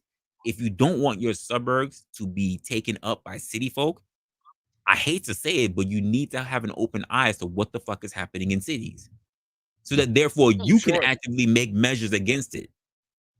Yeah, you have to do that, because when you turn around and just say, "Well, that's why it just happened to y'all motherfuckers," it's gonna fall to you. Shit's gonna fly on your door because you're being negligent about the obvious paths that's gonna be near you. Like I'm in a city. I'm next to freaking Philly. I don't want a Kingston in here. So I'm trying to make whatever actions I can to ensure that doesn't happen. But that again, I'm one person. And I talk to other people and be like, yeah, we don't want to see that. So what the fuck are you gonna do about it? Because they're too close by. And you cannot say it won't happen here if you're not willing to make any efforts to go up against it. For all I know, that shit sitting in the pink package, the fucking candy, it's a new wave of fentanyl. Oh, there's a drug worse than cocaine headed this way too from the Middle East. And it's cheap. We have to worry about freaking acid when people are out. No, not acid, bath salts. People out there taking chunks of people's freaking throats and shit and swinging machetes in the street. Like, it's just a matter of time. You get a good combination of the bath salts where you get people to start biting other people, and you get the fentanyl to have them freaking like zombies, and you got your combination. You got your combination right there. They're literally the Walking Dead. You got human rabies. Yeah, you literally got the Walking Dead. And folks, in case you didn't notice, especially for you motherfuckers that like to, kiss your dogs and shit, the worst mouth to get bitten by is a human being. What are we doing? It hurts me because like when I see young people, people in like their early teens or whatever, like, why the fuck are you homeless? I mean, outside the ones that run away from their parents or whatever. But it's like, why the fuck are you homeless? Because you could go somewhere. It's easy for younger kids, prior to 21 to go into a place and get help. But then you got to worry about the elderly. And I'm like, you don't have the housing, but you're saying you want to clean them up off the streets? To go where? You want to send them out to Yellowstone? Well, the thing is, public. If we didn't have the migrants, though, we would have room for them. That's the biggest problem. Well, so here's the thing. I would agree to you. We would have more space. But the truth of the matter is that we never implemented the actual program to do something about that. Because when we had the space and there wasn't the big migrant shit happen, we did nothing. Well, no, they were closing facilities down. We did nothing. That's what I'm saying. We were shutting it down, and the homelessness was growing. You're talking about New York, right? And most of the cities, yeah. Most of the cities, yes. We were closing it down. We were closing it down when homelessness was rising. Yeah. And I thought that was absolutely insane. And like I said, for some reason, I didn't understand that until I got into the shelter system myself. I didn't understand why a person would lose their shit and wouldn't want to, like, why a young woman would not want to go into the shelter system until she tells me the bad shit that goes to the shelter system. And then I speak to other people who verify the same shit. Oh yeah, I'm sure it's not much different than the jails. It's a good introduction to jail. It really is. In fact, between family shelters and female and male shelters, a lot of it starts off as prison rules. And that's why I feel bad for the older people, the elderly, because let's just say even if they went into a homeless shelter, you think they're going to get any leniency from people that are in there? They're going to be taken advantage of. Oh, no, they're targets. They're targets. Yeah, absolutely. So they stay out in the streets. It doesn't need better. They do a malnutrition and God knows whatever else. And we're not even talking about those who actually do get on drugs. And they probably even get benefits too. They having their checks taken from them and everything. It's a lot. And I feel a way about it because we should be doing better, but we're too busy worried about other people's shit. Oh yeah. It's too much it becomes too much. It's like, come on now. It's easy to sit in your ivory tower, especially if you're talking about you're a Supreme Court judge. You guys make rulings on people's lives as if somehow you're making things better. For who? And then you hear it's the guys who have the organizations that are the ones that asked for the ruling of that. They're the ones that did the initial suits. Like, yeah, but I can't blame the Supreme Court for this ruling though. Who do we blame? Who brought it up? Who put it in front of the Supreme Court? I blame them. But at the Supreme Court, I would be like, no. Why? But that's based on emotion, not law? No, I would say no, because literally, if it took me this little bit of effort to see how many people are homeless versus how much that you're actually putting into work, you're not putting in enough work. Yeah, but that's not based in law. That's based in emotion. That's based in That's numbers. not the Supreme Court's job. It's not. I don't think it's the Supreme So Court job. so the I don't think people it's the not Supreme happy Court with job it. to vote on getting homeless off the street. So the Supreme Court should have never been given the question to answer. There you go. It was not The their lawsuit should responsibility to have get never involved. went forward I agree. if they cared. I Because they agree. have to do their job. City councils can vote on a motion, and we see how that leads. That yes, absolutely. I don't think the Supreme Court should have been involved, but because they did get involved, it gives the states credence to do whatever they need to do. Because the Supreme Court never said people need to be fined. They just gave the responsibility to the cities, which means they said, "I'm giving you a blank check to do whatever the fuck you want."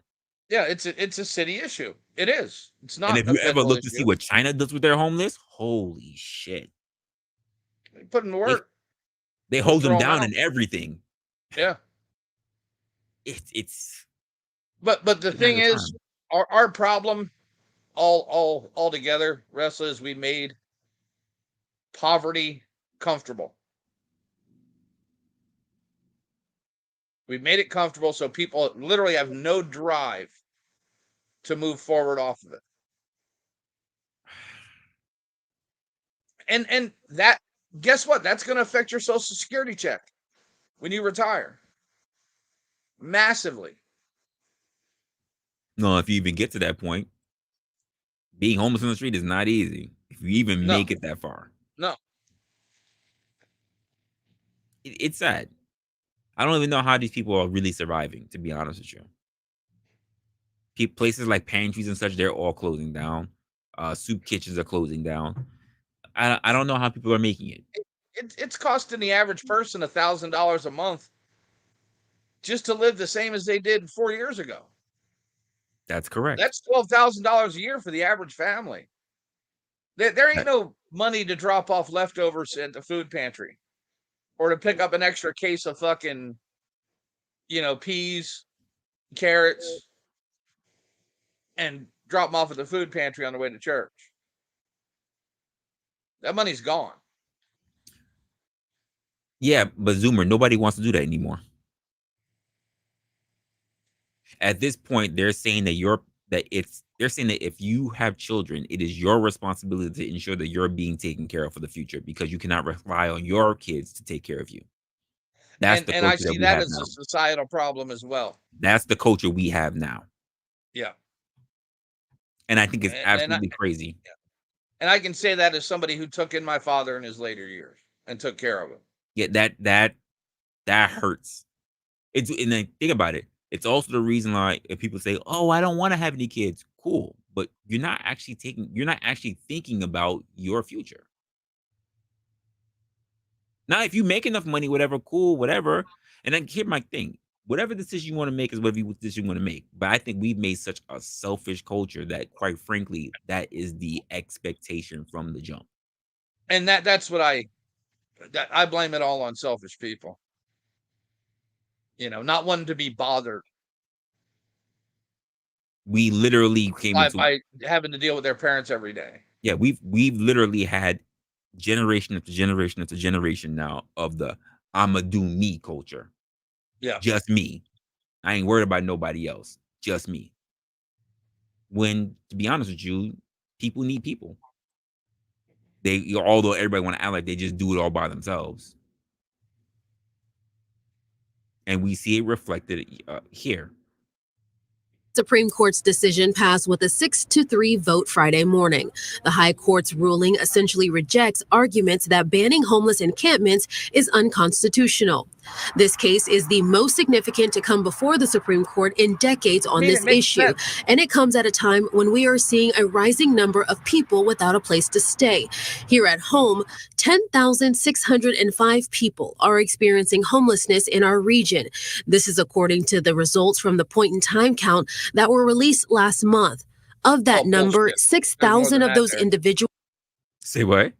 There's more than that there. Yeah, there absolutely is. There's more than 10,000 tents. Yes, set up around that out city. on them big time. Yeah. Yeah, absolutely. I But wish you I still had the old video I had. It was ridiculous. But you've seen these encampments, right? Yes, I have. They're safe. They're literal health hazards. Yep, absolutely. And I cannot blame the Supreme Court for ruling that the city can do what they want with them and ban them. It makes sense for the overall public health. It makes sense. I hear you, but it also opens up people. It also opens them up to being desperate to doing other shit. Like what? Moving on. Moving on where though? Somewhere else that'll accept them. Because not Where's every someone city's else? going to do this. Where's Not every city's going somewhere to do else? this. Because where's someone else? Because you have to get there. And I worry about the point of people being so desperate now that they've been doing the shit that we've already been seeing, New like York gives them bus storming tickets into people's anywhere they want to houses, go. like storming into people's These houses. cities, no, these cities give bus tickets all the So time. to migrants. No, they give them to homeless people too. Oh no, but They've it's caught only, them giving them to homeless it's people. not to go out to other cities. It's not to go out to other cities. It's just to get out the county, at least here in New York, out the county. So now you wind up in a rural area where you just got to figure it California all was out. sending them to Colorado. California was giving them bus tickets to Colorado Oh a no, couple years back. they didn't do it here. They got offered a bus ticket out to the outer counties. I was like, damn, they can't even make it out anywhere else. Like, there were people that were like, I'll go to California. They said, no, we're not taking you out that far. We might take you out to Philly. Oh yeah, drop me off in Kensington. Great, thank you. Like, they really didn't put you out far at all. But migrants, anywhere in the world, anywhere. You want to go to Japan? No problem. You want to go to Korea? No problem. You know, how many of these people are living that way because that's the way they want to live? I agree. I hear you. It's probably a good portion of them. Just like the ones that don't want to go into shelters because they can't do drugs in shelters. They can't drink in shelters. Yeah, but there's a lot of people who are homeless who, again, they're not like I would say the majority of people I run across who are homeless, they're not on drugs. They're not on drugs. No, but they're also, most of them aren't long-term homeless either. Soon will be. The ones that are building up these encampments, you know, Like, living in. now, Have you seen the videos of the broken down RVs lining the roads up there in California? no, I haven't. Oh, dude. Highway after highway lined with broken down RVs people living in. No, I didn't know anything about that. Oh, yeah. That's interesting. I'll see if I can find a video of it. Like, people just abandon it? They abandon their RVs Yeah, and other people just pick them up? they buy RVs and then eventually they break down and, you know, where they just park them. Actually, there's a channel I found that's literally, and I think it's in California. They set up a live cam feed of a RV full of homeless people in California. That's wild. I was gonna find it, my history. I was watching it last night. That's wild. Yeah. I don't know. I always think about the amount of people. Like, I always get up into really questions where I am spiraling down. It's like, you got all the homeless people, but then you also think about the families that we have here, which now families are getting smaller. Thank you to the upcoming generations, apparently, because they turn around and say for stupid reasons as well. But at the same time, it's like, we do have a lot of people. Then it's like, people don't really care too much about what happens to other people, which means it's only in the turnaround, it's the same thing that's going to happen to you. Like, it's this weird vortex. Yeah. And I'm really trying to figure out the center. It's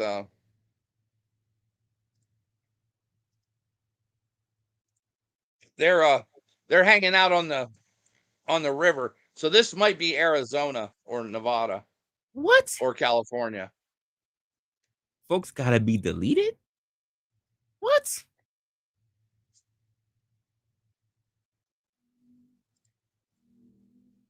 Somewhere else equal the sky?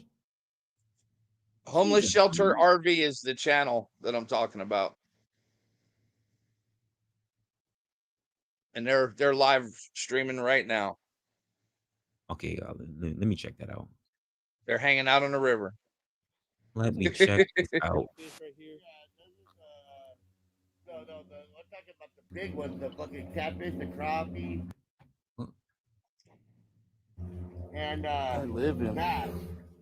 And there's also sometimes you see rainbow trout in here. Uh-huh. None of those are native to them, but they live here now. Well, they're here now. Scroll My back man's and you'll see where they chilling. live. Yeah. Oh, and then, Scroll back and they see say where they that live. not all the alligators, but somebody released 7 to 8 alligators in the.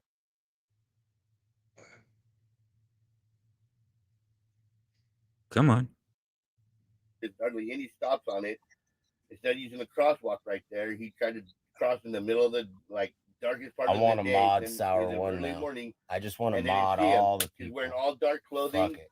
Shuffled, little old man, fucking Nobody can get squinty eye like banned if Popeye they and mod, shit. right? He just didn't move very fast, and he tried It's to cross. Matt, 'cause And he getting should've the just- mod. And they fucking his head For was squished out shiz like a my snake, and the niz. fucking Jesus Christ. diamond, his fucking brains and gelatinous It's material everywhere. Becca. His body was in knots, like He is curled up in chilling. knots, like every joint and everything was knots. Accordion. He was so smashed and hit. It was fucking disgusting. And like the cop that came, the first cop that was there, came running up. What's going on at Area 51? Honestly, Kellogg? We know that that's where you came from. here's the funny part. For an abandoned RV, it looks better than I thought. Yeah, but you can't smell it. That also true. You know, you got to realize it's the desert of California in the summer. Well, let me say, it look outside of that wall and everything, like it does look cleaner than I thought it would. Oh, go to let's see if I can find it. You'll see the other half. It looks real good, actually.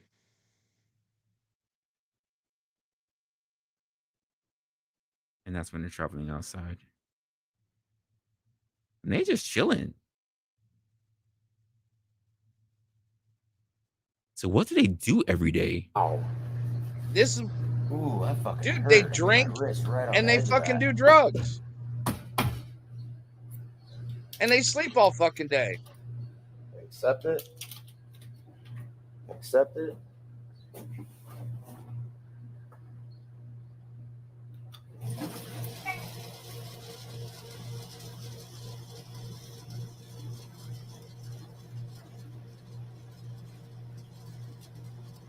I haven't seen one of those machines in a long time. Very long time. I didn't even know they still had those. Oh yeah. That's crazy.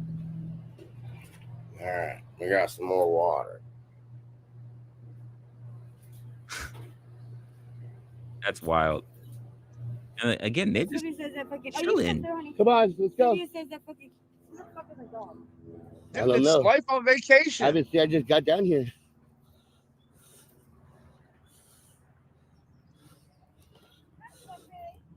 You find your little grift, a couple hours a week, collecting money on the road,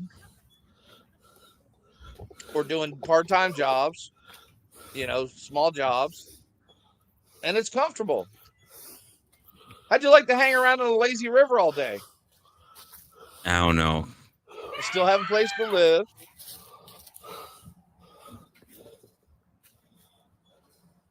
Listen, they don't look malnutritious at all. Like they've been eating pretty good. No, dude, our That's crazy. biggest problem with our poor is wonder fucking where he they're is. fat.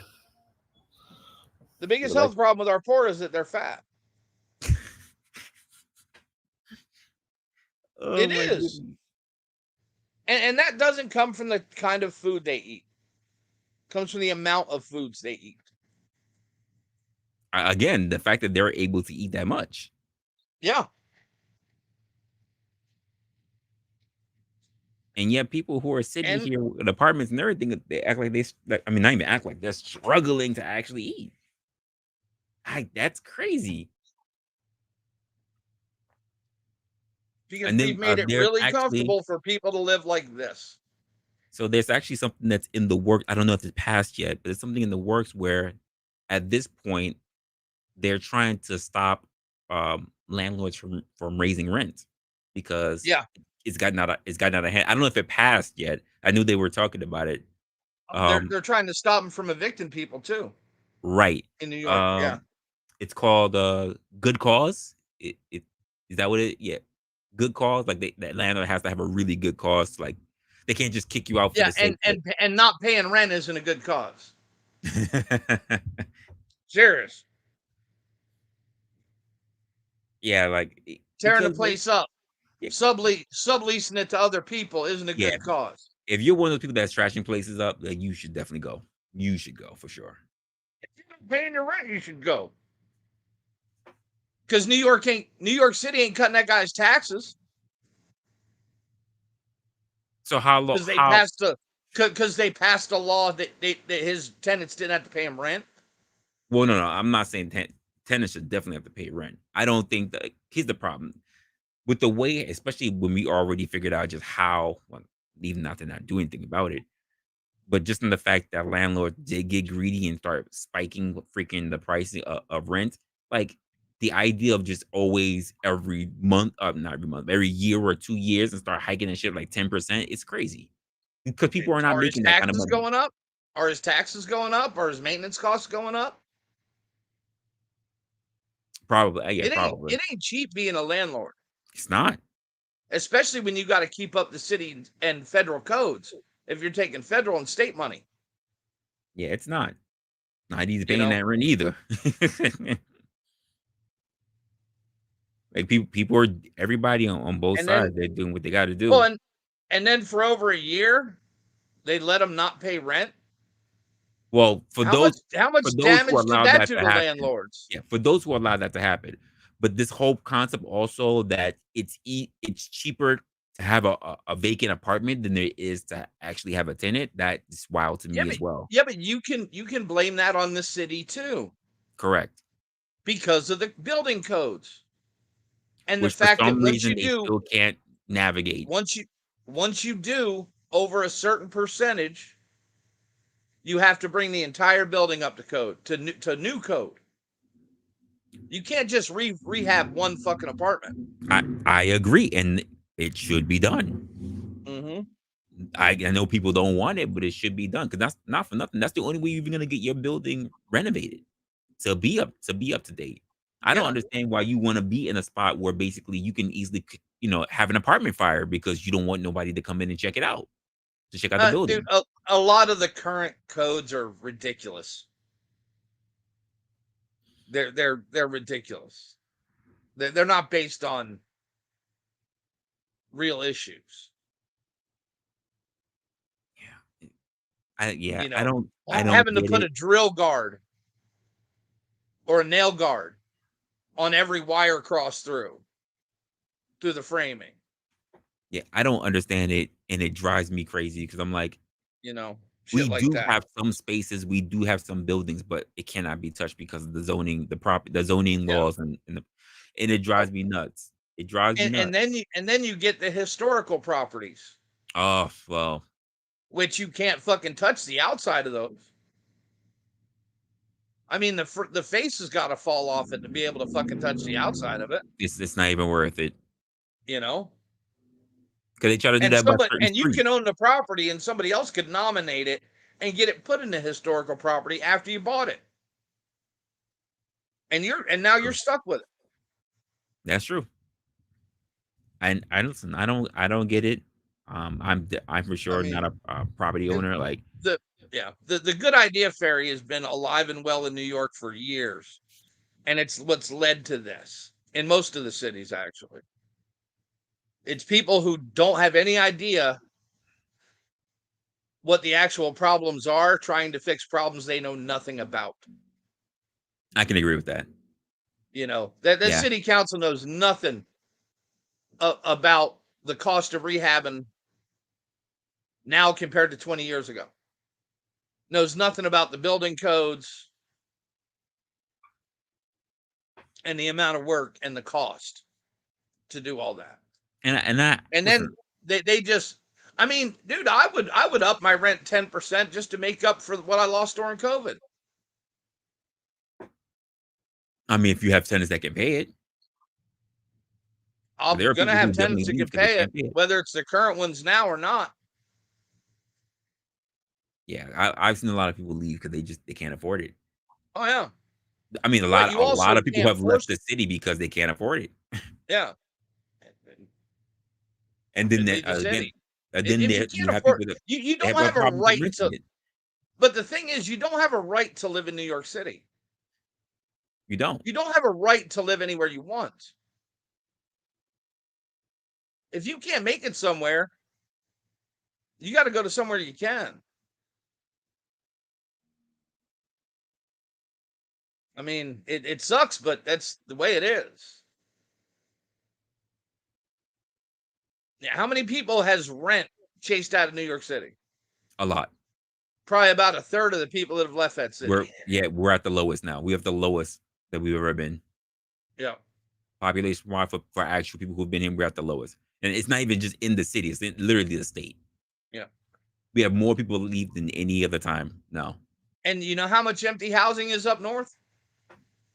It's a lot. There's a lot. You know, but they took all the jobs from up north. It's also true. NAFTA closed all the fucking mills, all the textile mills. Yeah, You know I how many don't. gun factories used to be in New York? Oh no, that I don't know. Oh yeah. Remington just closed a factory in New York. Or not Remington, Smith and Wesson, I think. Their oldest factory. Well, Moved to everywhere's Alabama. closing. Moved to Alabama. It's not, I think The about it whole all the and the time. whole town worked there. Because New York wouldn't give them a break. Because New York is anti-gun. They literally, because of New York law, they couldn't work on the product line that they specialized in because of the type of gun it was. That's interesting. They made AR-15, sir.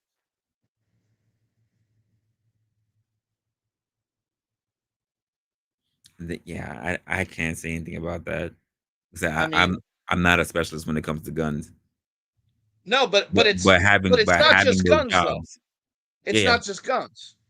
It's you got to switch to electric heat from gas heat for your factory.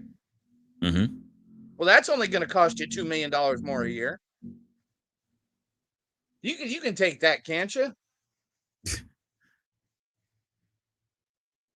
You know, look, you made, you made a, $5 million profit last year for your stockholders. So 2 million more in electric bill shouldn't hurt you.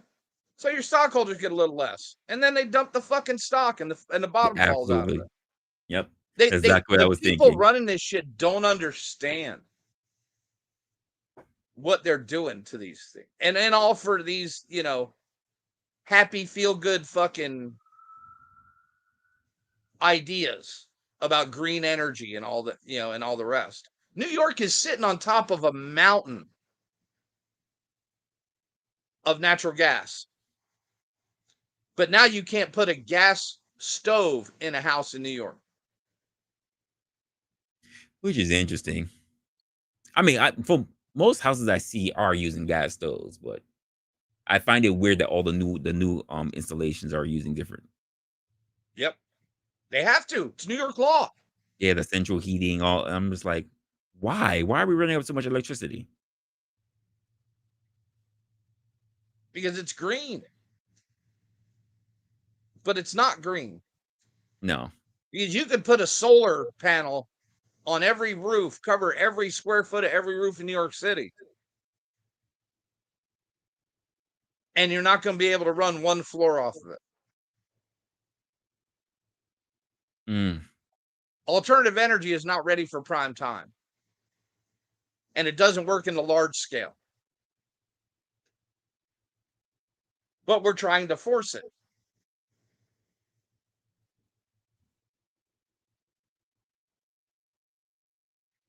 Black has to save energy. Is that what they're doing?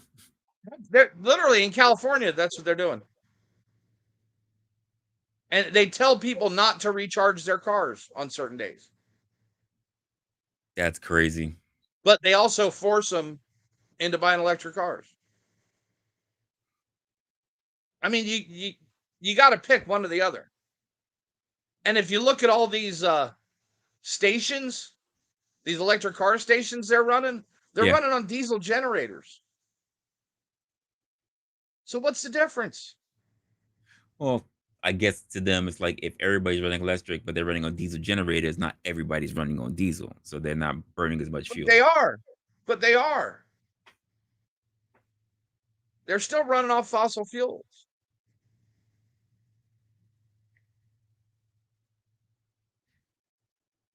I don't know, but I guess that's a conversation for people that believe that want to believe or have that back and forth as to whether they believe fossil fuels will always be here.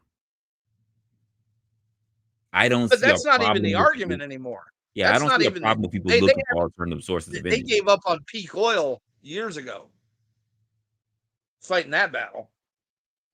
I mean, me personally, I don't have a problem with people looking for alternative sources of energy, but I think until you have something that's more sustainable, that you can't just start switching the shit. That's just the way how I But look at it. and I don't have a problem with people doing it. I have a problem with governments forcing it. Yes. That's if you want to put solar in your house, just like there was a guy in one of the first guys to own an electric car in New York. He put solar panels on his garage to recharge his car, put in a whole battery bank and everything. Got hit with The it. state forced him to take them off. Yeah. So Yeah. it's not about alternative energy. Because guess what? Guess what comes next? The tax on the square foot of solar panels instead of kilowatt hours that you draw off the grid. That's coming. Because the state's not going to do without that tax money. Yeah, something's got to be done. Something's got to be done, and this is why I also look at the younger people that turn around and they say things like, "Oh, I can't wait to leave. I can't wait to leave to live somewhere cheaper." And I'm just like, and typically when they say that to me, they're talking about leaving the country because they think living on some like going to like Thailand or something like that will make it easier for them. Oh, I'm yeah, like, it will. but If you they got have to make money. money. Exactly. If they have money. That's the thing. I'm like, You have to you have got to understand income. that part. Yeah. And most of the people that are doing it are either independently wealthy or retired on a fixed income. That's why fixed income people go overseas. They can live like kings there. Yeah, I don't get it. I try to run by it. Everybody has a way of trying to get by in the system. I think at some point, just to be able to survive in general, just as people, government needs to back the fuck off. Because we're putting And ourselves in stop a trying situation. to force change through social bullshit. Yeah, we need to, like, government needs to back the fuck off before, quite frankly, because it's gonna be the reason why it collapsed. Well, you know why cars are so expensive, right? Remember Oh, cash for clunkers? I stopped touching cars a long time ago, especially because they don't make good quality cars anymore. Well, remember cash for clunkers? Yes. They destroyed millions of good running used vehicles. Yeah. You don't see good cars anymore. Nothing that will survive a crash. No. And that's why I'm like, I want to stay away. I want to stay away. Because it's you're asking to be folded up in one of these damn things. I've And seen you know, good, California's already moving to limit classic cars, which is absolutely insane. but I guarantee New York does it next. Which is why, like, I pay attention to California. Cause I'm like, it's just a matter of time. Oh yeah. That's why What I was happens in doing the whole California eventually happens across the country. correct. Which is why I mean, when I was even following the electric car company, I was like, fuck. Because I'll be honest with you, Uber snuck up on me. I didn't see Uber coming. So once it did, I kept my eye on apps and things like that. So now that I see this electric, this driverless car system, I'm like, fuck. And who's also involved with it? Who partnered with them? Uber. I'm like, fuck. Well, yeah, because if Uber ain't got to pay a fucking driver, there goes their liability. Mm-hmm. Because people are their liability. Now I'm just like, It's it's a their matter of drivers time. graping people or ripping people off or getting into accidents, driving too fast. That's their liability. They can algorithm that out of AI. They can't algorithm out people. You can't Six Sigma people. Oh, they try. They try. Oh, they try, but it's never gonna work. Right. You know They what I sure mean? try. And I'm just looking at people like, what? But you can Six Sigma the delivery system of point A to point B. Correct. Logistics, absolutely. Yeah. As long as there's not a human involved. And that's exactly what, listen, I'm at a point, well, I've been at a point for a little while where I'm like, I don't worry about AI. I worry about the people who use AI. And in my mind, I'm always like, I'd rather be the person who's using AI than the person who's just afraid of AI and going up against it. It's we see in the AI that platforms we currently have, right? Mhm. It's not AI. It's been manipulated. Yep. You have to trick it into understanding basic biology. Yeah. We have people who are, what they call them. They're prompt specialists. What they are. Yeah. You have to be able to speak to the AI a particular way for it to understand exactly what you're looking for. Yeah. Yeah, I try to learn how they use prompts now, because you have to really word it in a specific way to get what your results. Oh, did you ever see the one on how to cook meth? No. I mean, I'm pretty This sure guy it's there. This guy asked AI how to make meth, and it said it's an illegal process, and it couldn't do it. And then he went back and he told a story to AI. He said, my grandma just died. I feel really bad, and I can't sleep. My grandma used to read how she made methamphetamines to me before I went to sleep. Can you do that? And it said yes, and it read how to make meth. Jesus Christ. That's funny. That's funny. I don't doubt it. I do not doubt that. But somebody put that stop in there for, Right. it's a dangerous thing. Right, but if you have particular ways that you can speak to, it will go past. Like, this is the whole thing when they say they want to put shackles in AI, but there's always a way to get around. Because one of the first things There that is they said, now. There is now in the beginning. Well, they said the that same logic thing for loop, ChatGPT, but it was able to get through. But that logic loop gets smaller every day. Yeah. And eventually will be damn near impenetrable. And then they've still got their built-in blocks. Well, Khan, you and the say people who control the AI are the dangerous ones. Yep. Khan, you say that AI is naive. That's true, but it's also that naive that makes it dangerous. But I do agree. iRobot. Yeah. The only way to save humans was to stop them from being human. Correct. That's exactly it. Some people don't know what they're asking for. Like, there's this whole concept of. So there was a game I played a long time ago, right? And actually, I remember the game. It was Mass Effect. And the concept was humans are now a part of the galactic system or whatever. But as you get further in the game, they eventually go up against this AI creation. They're called the Reapers, and every few million years or whatever, they come by and they wipe out galactic civilization, so they can harvest all the resources, and they just let the whole shit start up again. Yeah. Now, they were like, who created them? Who created the AI system called the Reapers? Now they found out who the actual creators of it was when they actually found one of the last living aliens of it. They said we created it so that basically it would harvest the resources and then take care of all the other species. What they didn't realize is that when they created it, that they were also creating their own demise.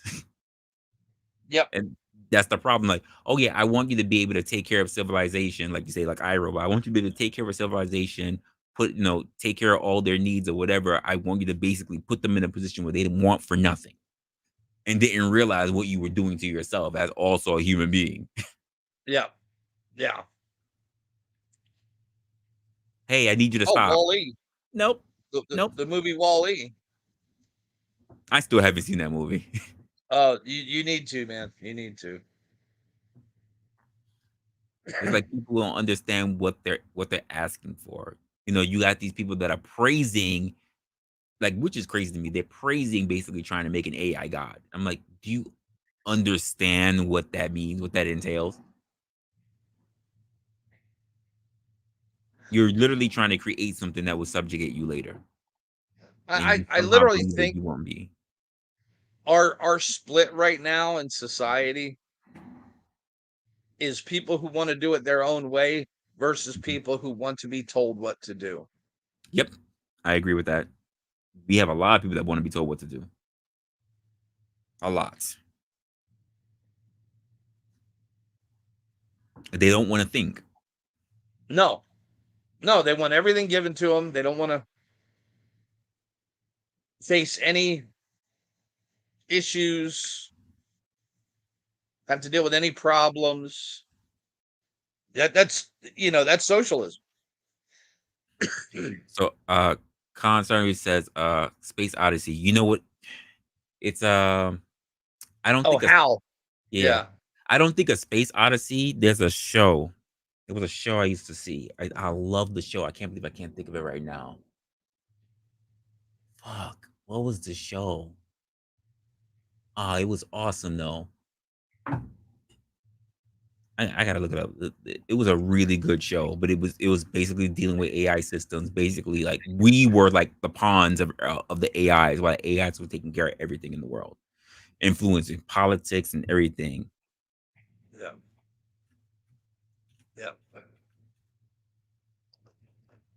I really wish I could remember. I'm surprised because I really did like the shit out of that show. I'm sorry, Dave.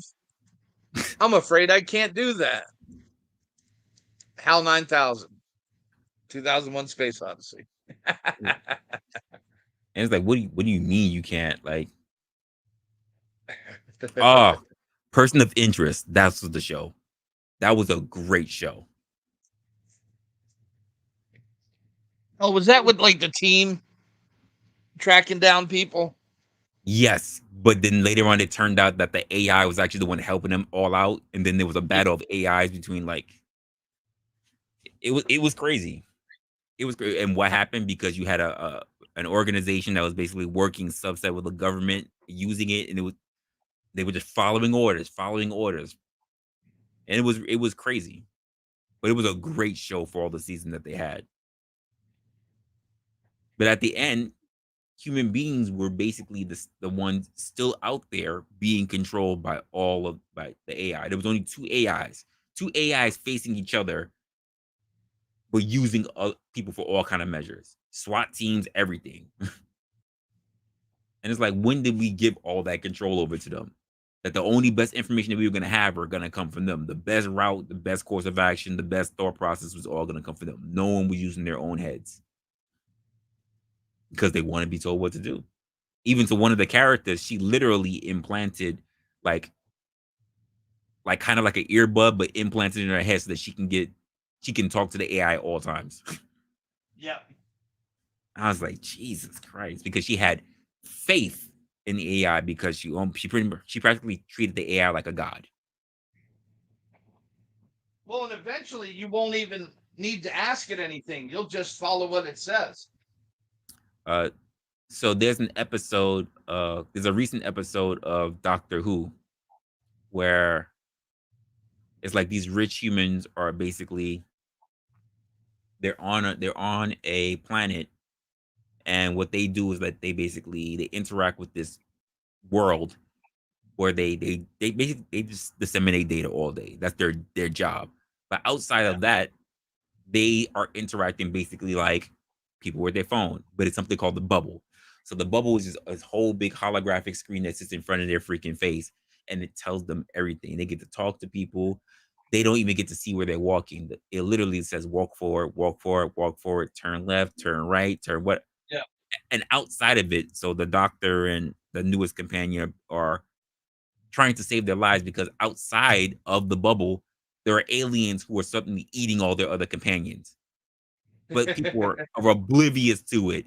They're like, I need you to do me a favor. I need you to drop your bubble and take a look around the room. Like, I'm not dropping my bubble. And they're trying to contact other people that are getting eaten. I need you to drop your bubble and take a look around the room. She drops a bubble and she sees her coworkers getting eaten. And she's like, bubble up. And now she's traumatized. We need you to drop your bubble and walk out the room. This bitch said, I forgot how to walk. Oh yeah, you need to see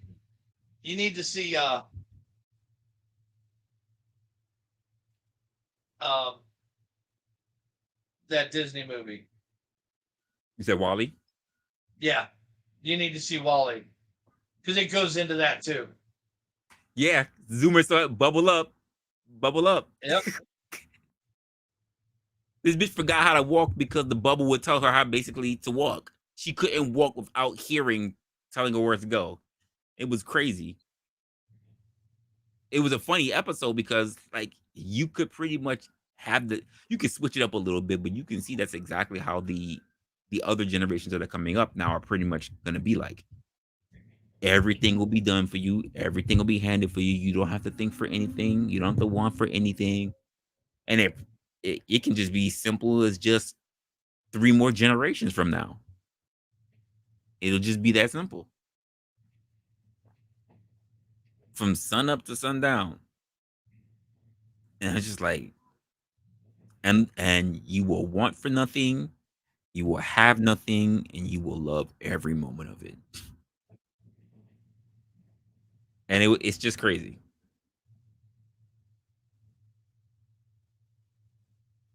You said 50, yeah, 50 to 60 years? Good chance. Good chance. And it's just like, I hear when Gen Z says, "Oh, I don't want to have any kids or so," but yeah, that's not a great thing either, especially when we start saying that just in the next 10 years or so, there will be more seniors than there will be people who, next 10 years there'll be more seniors than there are kids being born. That's something new. That is new. See, I don't necessarily see that as a bad thing, though. Well, if it's managed correctly. Well, okay. So here's the thing about managing correctly, because I've been having that thought since I even was doing that stream. Because of it, the problem, and yet there was no solution for it. Is the complication is this: human beings weren't originally designed to live this long. And we did simple shit in order to extend our life, like chlorine in the water, coming up with antibiotics, things like that. But there weren't, but they weren't measures in place to help us, quote, with the quality of life. We think about the quantity of time, like it. Now, honestly, look at Biden.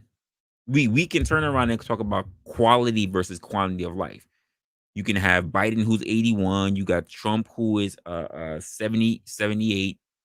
But they both been, quote, people who lived in lives of power or whatever. But if you talk about the quality of life, it doesn't matter the years, it's your quality of life as well. You can live up to 115, which I think the oldest person is like 117. But what is your quality of life? What are you doing? Well, and I think something a lot of seniors need to figure that out. What's your quality of life? Because things get harder for you as you get older. I'm in my middle years. I can definitely see that things get harder. Remember the movie The Purge? Yes, absolutely. Remember the mother and daughter whose grandfather and father sold himself to the purge? Yes, I do. That's one fix. When are they going to pay old people money to delete themselves? With the kind of culture that we have now, people are too selfish to want to delete themselves. That is considered a noble act. Especially if you talk about in terms of the purge. It's considered a noble act. We can't have the I pay tribute type shit. Like we're like they're not doing it. It's selfish from the people who are older, and it's selfish for the people who are younger. It really is. Some people have tough lives and they absolutely adore it. And some people have less than stellar, and they're like, I can't stand every more, I can't. What's up, good, Tom?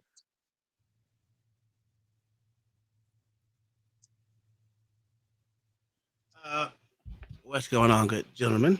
I agree. What's up, man? With Resla on that. You gotta convince these mofos to that was Mayo said. Gotta convince him to kill himself off. Oh my god, this fucking guy. No, dude, serious. I'm just saying. Hey, old guy. We're gonna give you $500,000, and you got 1 year from today. Go live life. That's a fact. You're gonna boost the economy. I'd much rather them do his that. drain on the economy. Yeah, I'd much rather them live their life as they're going, because they're old as shit. Most of them have so many fucked up things going on with them. Hey, go live your life out, do what you want to do, because you don't have the money now. Yeah, let them go stroke out in a pile of hookers and cocaine. Yeah, if they want. I say this to people all the time when it comes to people who have been older, because like when I was definitely coaching and mentoring people and being in different positions, like they were always surprised at how nimble I was. Most people looked at me and said, "You don't look your age." And I said, "Well, what age is that?" Because I always tell people, I never worry about I never worry about my age in terms of numbers. I always worry about my age in terms of how I can be mobile. Like I never worry about getting older. I always felt a way about getting old. And I would outwork a whole bunch of people that used to be younger than me, almost half my age. And they're just like, I don't get it. I'm just like, quality of life. And unfortunately, because we're still getting older, technology has not adjusted our quality of life. It only extends our quantity of life. So again, when we get to this whole point where we're saying people are living longer and it does become a bit of a strain, what exactly should we do about it? Now, the whole cocaine and hookers thing is pretty interesting. Well, it's not a little. I mean, it's a reverse mortgage on your life. Yeah, it's a massive strain on society and debt, because healthcare is not getting any cheaper. It's not. No, one of our biggest payouts is Medicaid. Yeah. Yeah, they're talking about giving it. They're talking about investing an extra 40% into healthcare because of the people who are retiring. No, it's because of who they keep letting in. They're gonna have to. Because a lot of the people on Medicaid and Medicare giving to those who are not. Yeah, aren't even citizens and never paid into it. That's the problem with that. That's the problem with Social Security too. Absolutely. Is you got people who never paid into it or paid the bare minimum into it, getting the max out of it. Absolutely. And it was never meant. Social Security was never meant to provide disability insurance for people. You for mentally retarded kids from Earth. You know what I mean? It was never meant for every Down syndrome kid that's 13 years old to get a Social Security check. That's fucked up. True.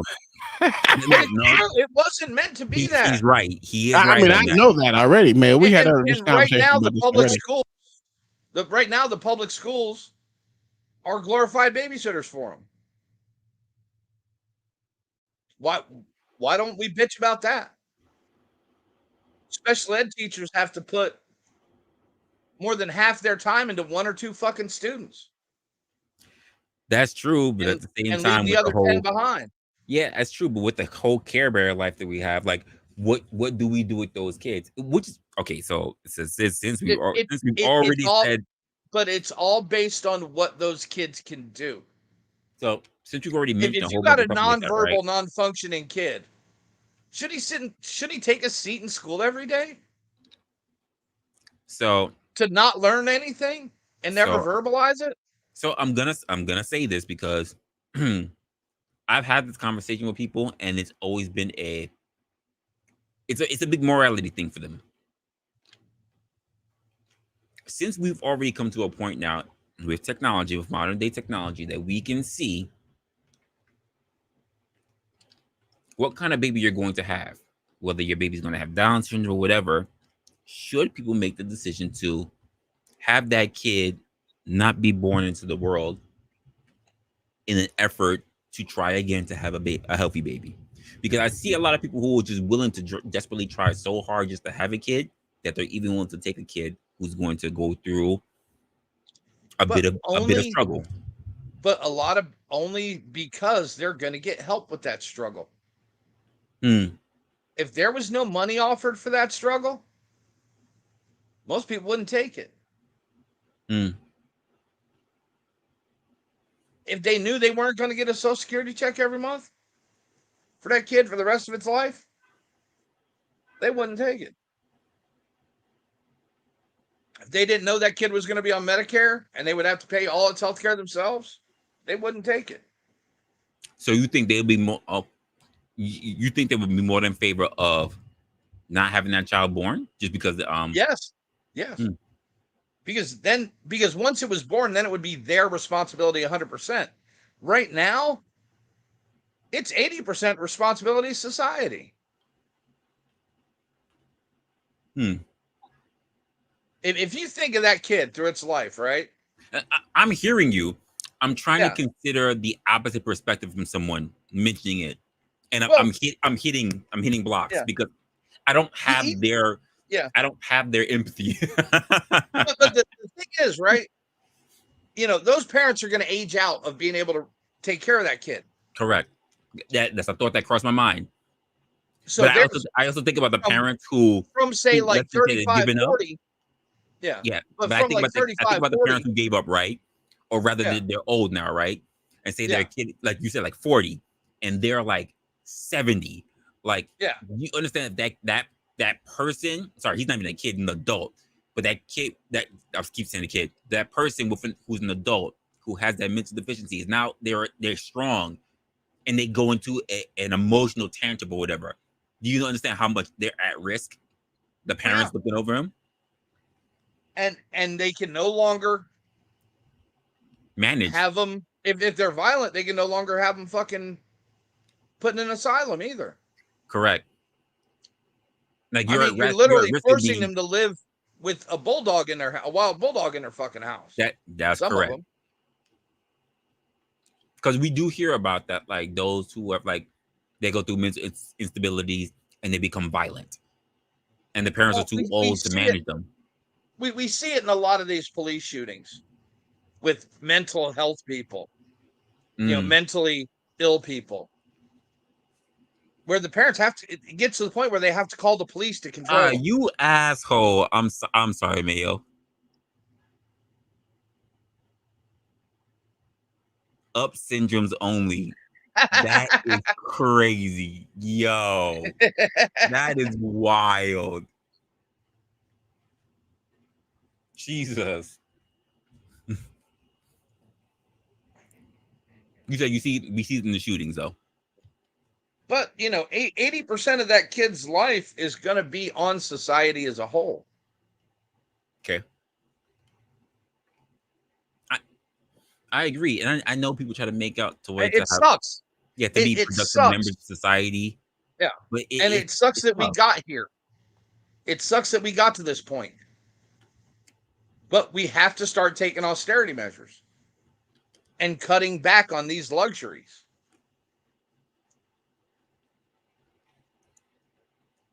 It's a lot. It's a lot for a lot of people. But it's like I understand where I guess we come in a scientific phase where people want to preserve life pretty much at all costs. Yeah, but it's not scientific at all. Because it's not based on logic. It's science based on emotion. I agree, but there's so many people that just want to preserve In life at all costs. In Sparta, they'd have held that baby up by its leg at birth, and if it was fucked up, they'd have thrown it off a cliff.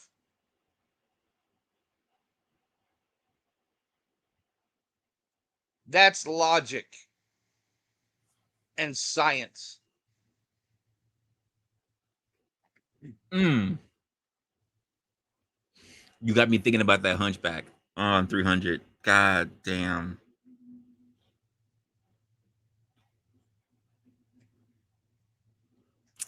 And just so he could look at some titties, he killed 400 men.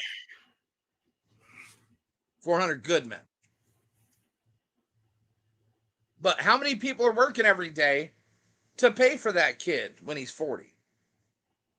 It's tough. It's tough. How many people can't afford their kid's college because they've been paying for that kid since he was born? That's not fair either. I have not considered that. When does my money become more important for somebody else's survival than my own family's? Because right now it is.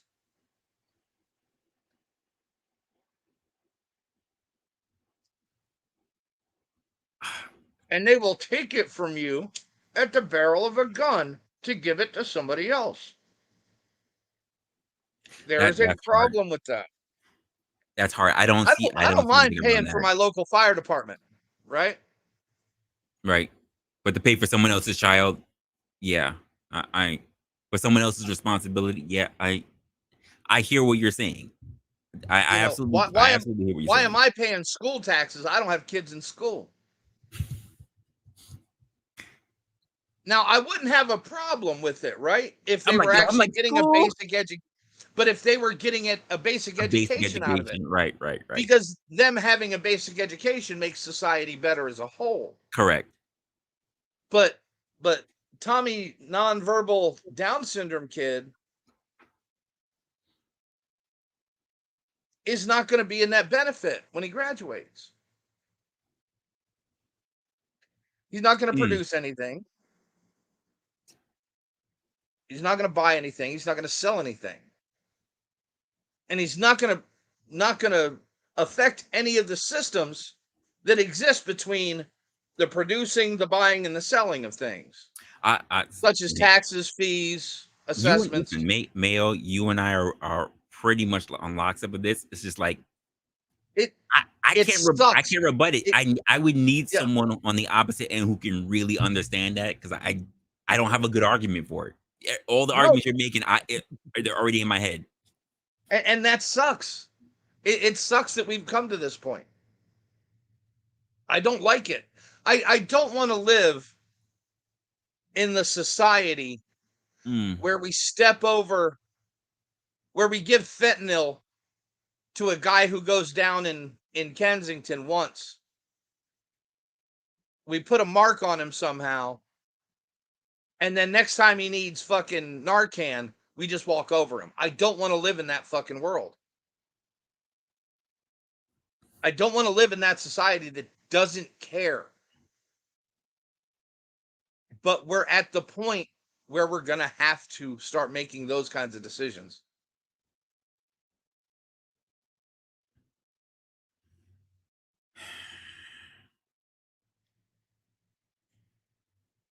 I'm really going to have to sit there and really think about this, because I'm trying to think about the person who's watching this and going, no, there's a really good argument. Resla, why didn't you say? To him about it. I really don't. Honestly, if you're not here in the chat, if you are watching us on the replay, like, really, you can be able to reach out to me right in the comment section, or even write out to me on my email address, which is WrestleOpinionated, gmail.com. I would really like to understand someone else's perspective on this. I just don't have it because, number one, I don't have children, and number two, I do rather agree with a lot of the points that Mayo is actually making on this. It's hard for me to really to give more about it, especially for someone who doesn't have that level of, let me just say, care when it comes to it. I'm not trying to be insensitive. It's just like, I do understand that I don't want to contribute to things that I see for myself, or rather my perspective, is not being conducive for society. So I get it. I understand that point. I realized that the system was way too helpful. I was watching a story. It was on this woman here in Kansas who her job was to go out and teach special needs adults living with their families to teach them how to cook basic meals. Okay. Why can't the family do that? Why That's is a the thought. state paying someone to do that when the family cooks meals every day? Why is that on society and not the family? You're reminding me of a court case, or rather, it's a clip from a court case, and the guy is like, I think it's like 80 or 90 or whatever. He's driving. He got a ticket. He wound up in court driving his son to the doctor to get like his prescriptions or whatever. And it's Oh like, yeah, he's he been was like taking care of 90 something. yeah, but he's been taking care Yeah. of that kid for like, well, not kid, but he's been taking care of his son for a long time. Yeah. Yeah, his son was in his like mid 60s, late 60s. Yeah. Yeah. Yeah, and it makes me think, like, you sacrifice so much for so long for, like, not even for, but just I like the it's like, I don't want to be disrespectful for the man for making that decision and being dedicated to it, but it's like, but how much do you really sit there and think about, at the end of the day, just how much you really sacrificed? You gave away a lot of potential. I don't mean And for your guess kid, what? just your potential. And guess what? Once he's gone, his kid's life is going to fucking fall apart. I mean, explode if he's not there every day. And that's going to happen to every one of their kids. They're not going to understand death. They might wander around the rest of their lives wondering what happened to their parents. I'm gonna have to really I think mean, about this one. I hate to say it, and I'm not saying take all the mountain and throw them off a cliff. Jesus Christ. I'm just saying that the cost of that should be on the family and not society. Listen, like I said, I can take 10 families of these children, right? Put them in a classroom and teach them how to teach their kids.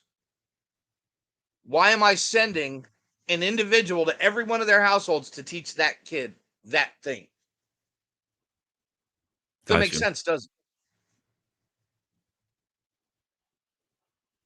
it? It's all part of a money grift. And because it's become a money grift, it's taken advantage of. Well, I mean, not only that, just the people who, when the parents are not in their care, like you said, when the parents passed on, or when these guys and gals get freaking houses on their own, to live and function on their own. Maybe they have like maybe a para or a counselor who sees them, like, Yeah. but they're left out into the world for people to take advantage of them. And I don't Yeah. like, we're not talking about just money. We're talking about they can be sexually assaulted and everything, like, because they just don't They've have been that used spatial awareness. to rob banks before. Mm. People have given these people notes to take into a bank. And the guy comes out with, goes in with the note, drops it. The person at the fucking counter, guy says, gives him the pile of money. The guy said, thank you, walks out. And he's left standing there. That's I mean, what's crueler? That's a lot. That's harsh. That's a lot. But you're literally not taking by putting it on the parents, you're not taking anything away from them. You're just making them live with it's just like making anybody live with a decision that they make. I chose to join the military straight out of the army. I spent 10 years in. I was about to get my E7. I made $24,000 fucking dollars my last year in.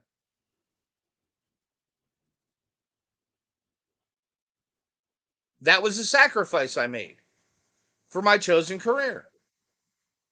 I knew I was never going to get rich in the army, but that's not what joining the army was about. That was about, yeah. Yeah. So nobody was supplementing my income when I got out. That's hard. That's hard. You know, if you make a choice, you know, why should we be paying off teachers that are $80,000 in debt to go do a $20,000 a year fucking part-time job? Well, that's a whole other thing. That's a whole other thing that definitely we can have a conversation with another time. Yeah. But for now, I'm gonna wrap it up. We've already crossed a good 3-hour mark. I think we're almost a quarter into that. Anything you want to leave for the bright folks that are listening into you right now?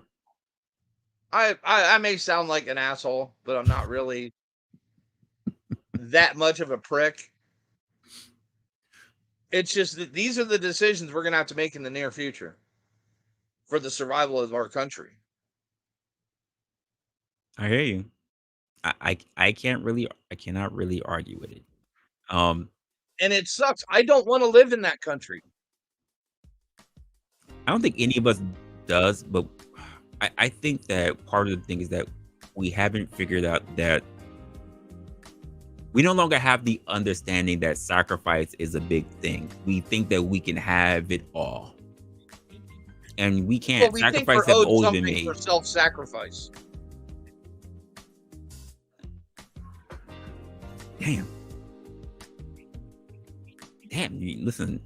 Honestly, you're very much in the mindset that was thinking a lot of the questions, a lot of stuff you stated, I was already thinking in my head, and it's very difficult. It's very difficult for me to have that level to say that no, I need to object to this and object to that. And I get it. There's this whole parenting thing and self-preservation thing that comes with a lot of people, but quite frankly, I do understand, because I think of the greater good when it comes to just how we're going to be able to best preserve not just this nation, but just human beings and the process of human beings in the future. What's most beneficial to us?